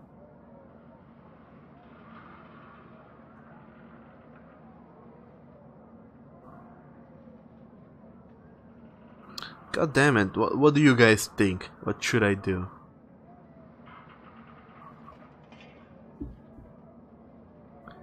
Pretty much either join forces with Ruga, of course though, as not as a I'd simply decide to let him become the king, and he has been scheming all the way over from all the places, and it's just taking advantage of the situation. That kind of person is not the kind of person you want to be able to do these sort of things. But god damn it, this is bad. This is so very bad. And only you say, choke me. I know why, only why. 104 says that was kinkier than expected. Tiger says if the choice was there, you would end him, but ugh. Yeah, that's the thing. I'm thinking we can join forces and then we will be able to deal with the problems. The problem is now the dredge. The problem is afterwards. What will happen after we're done with the dredge? What will happen with us? However, if I leave him be, there's two things that can happen.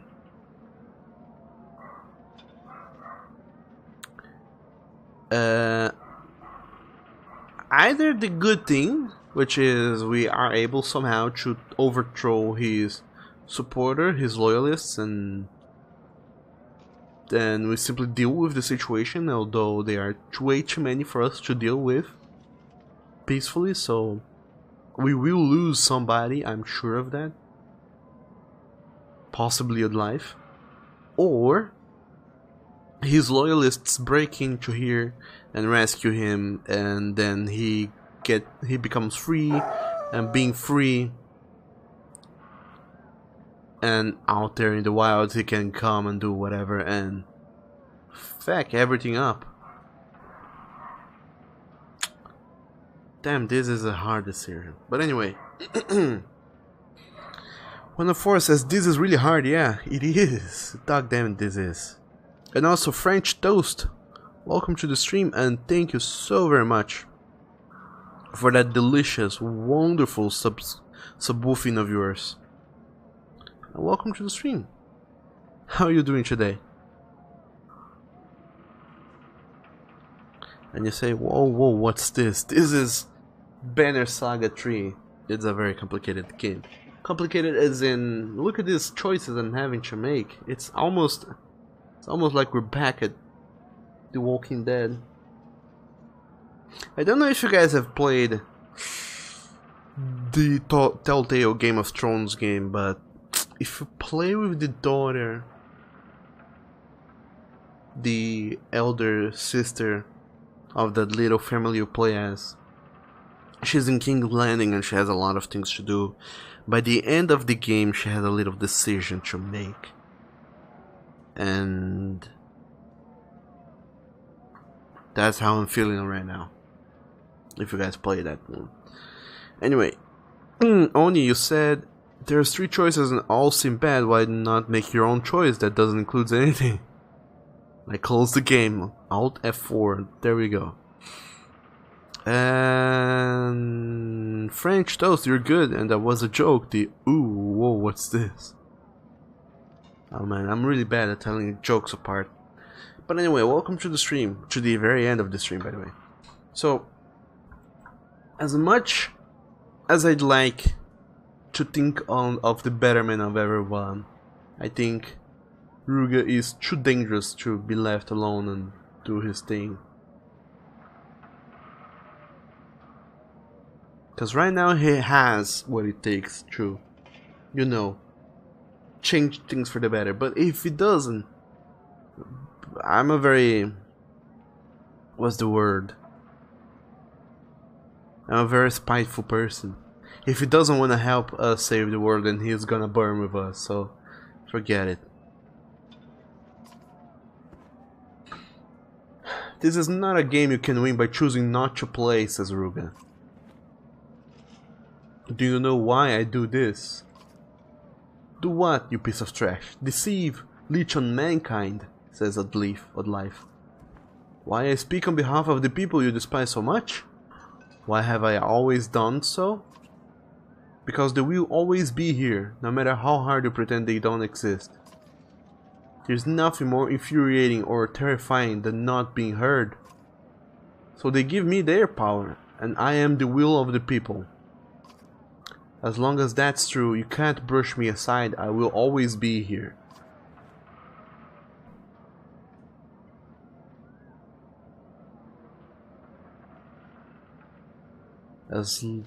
As long as that's true, you can't brush me aside. I will always be here.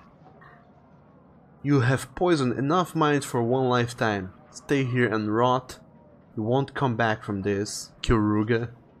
Or leave without a response.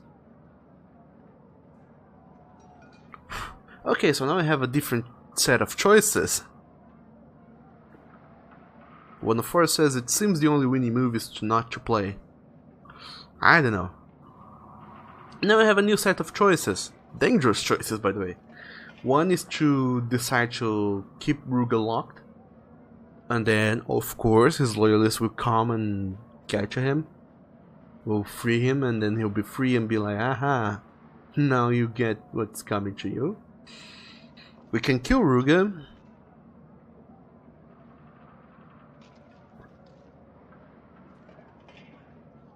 But that will have repercussions as well. Or we can leave without responding him.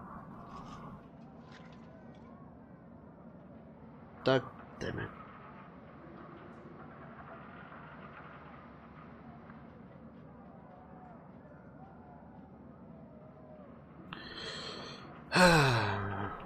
One of four says it is a movie reference. Oh man, I don't know many movies to get the references. So Ruga, you have poisoned enough minds for one lifetime. Stay here and rot. We'll see which of us ends up rotting first, says Ruga. You don't like the implication. As you call for extra guards on the cell, an excited man runs to meet you. They're ready with the barrels, he shouts. Dog damn it, Ruga is definitely and totally going to escape prison and stage another uprising. Gosh darn dog damn it. He's gonna make it, I know it. There's no way anything else is gonna happen. This is precisely what's going to happen. He is going to run away. I mean, he's going to be freed. His loyalists will come and will free him. Oh well. Oh dash darn dang well. So theoretically we should go to the gates with Ursa and set fire on the Thunder Ruin, or do something. I don't know exactly what thing, but something nonetheless. But I won't do this right now. I will stop right here, and then we can pick up next time on the Banner Saga 3. We can see what will resolve of, you know, Ursa's and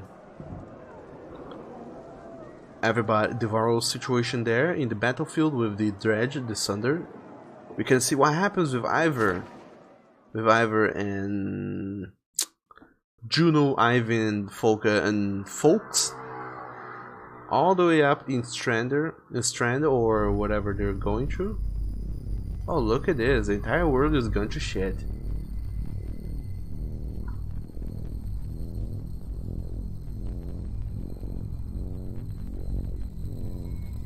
Arborang is really the last place in the world still safe. I wonder if we'll see Yubing again. I had forgotten about him until someone mentioned him. I wonder. So they were in Strand. It's all the way up here, and they're going to Ridgehorn. It's not that far. They can make this trip, except though there's a lot of holes or little breaks in the ground though between Strand and there, so who knows. Hopefully they will make it. Let's hope they do. But anyway, we will be back next time, tomorrow or next week, one of these days, and we will keep playing the Banner Saga 3 until we conclude this long ass game series, and I hope to see you guys next time.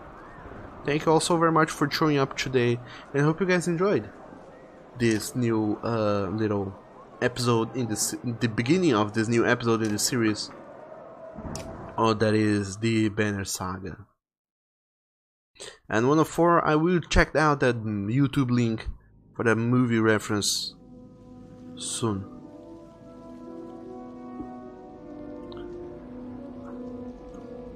So, everyone, thank you all so very much for showing up. I hope you guys enjoyed this game. And don't worry, if you don't enjoy, it's gonna be over soon. If you are enjoying though, such as me and some other people who I know for a fact that are enjoying this game, it's gonna be over soon too. But let's try and make the most of this time by really getting into it. But nonetheless, thank you all so very much for being here today.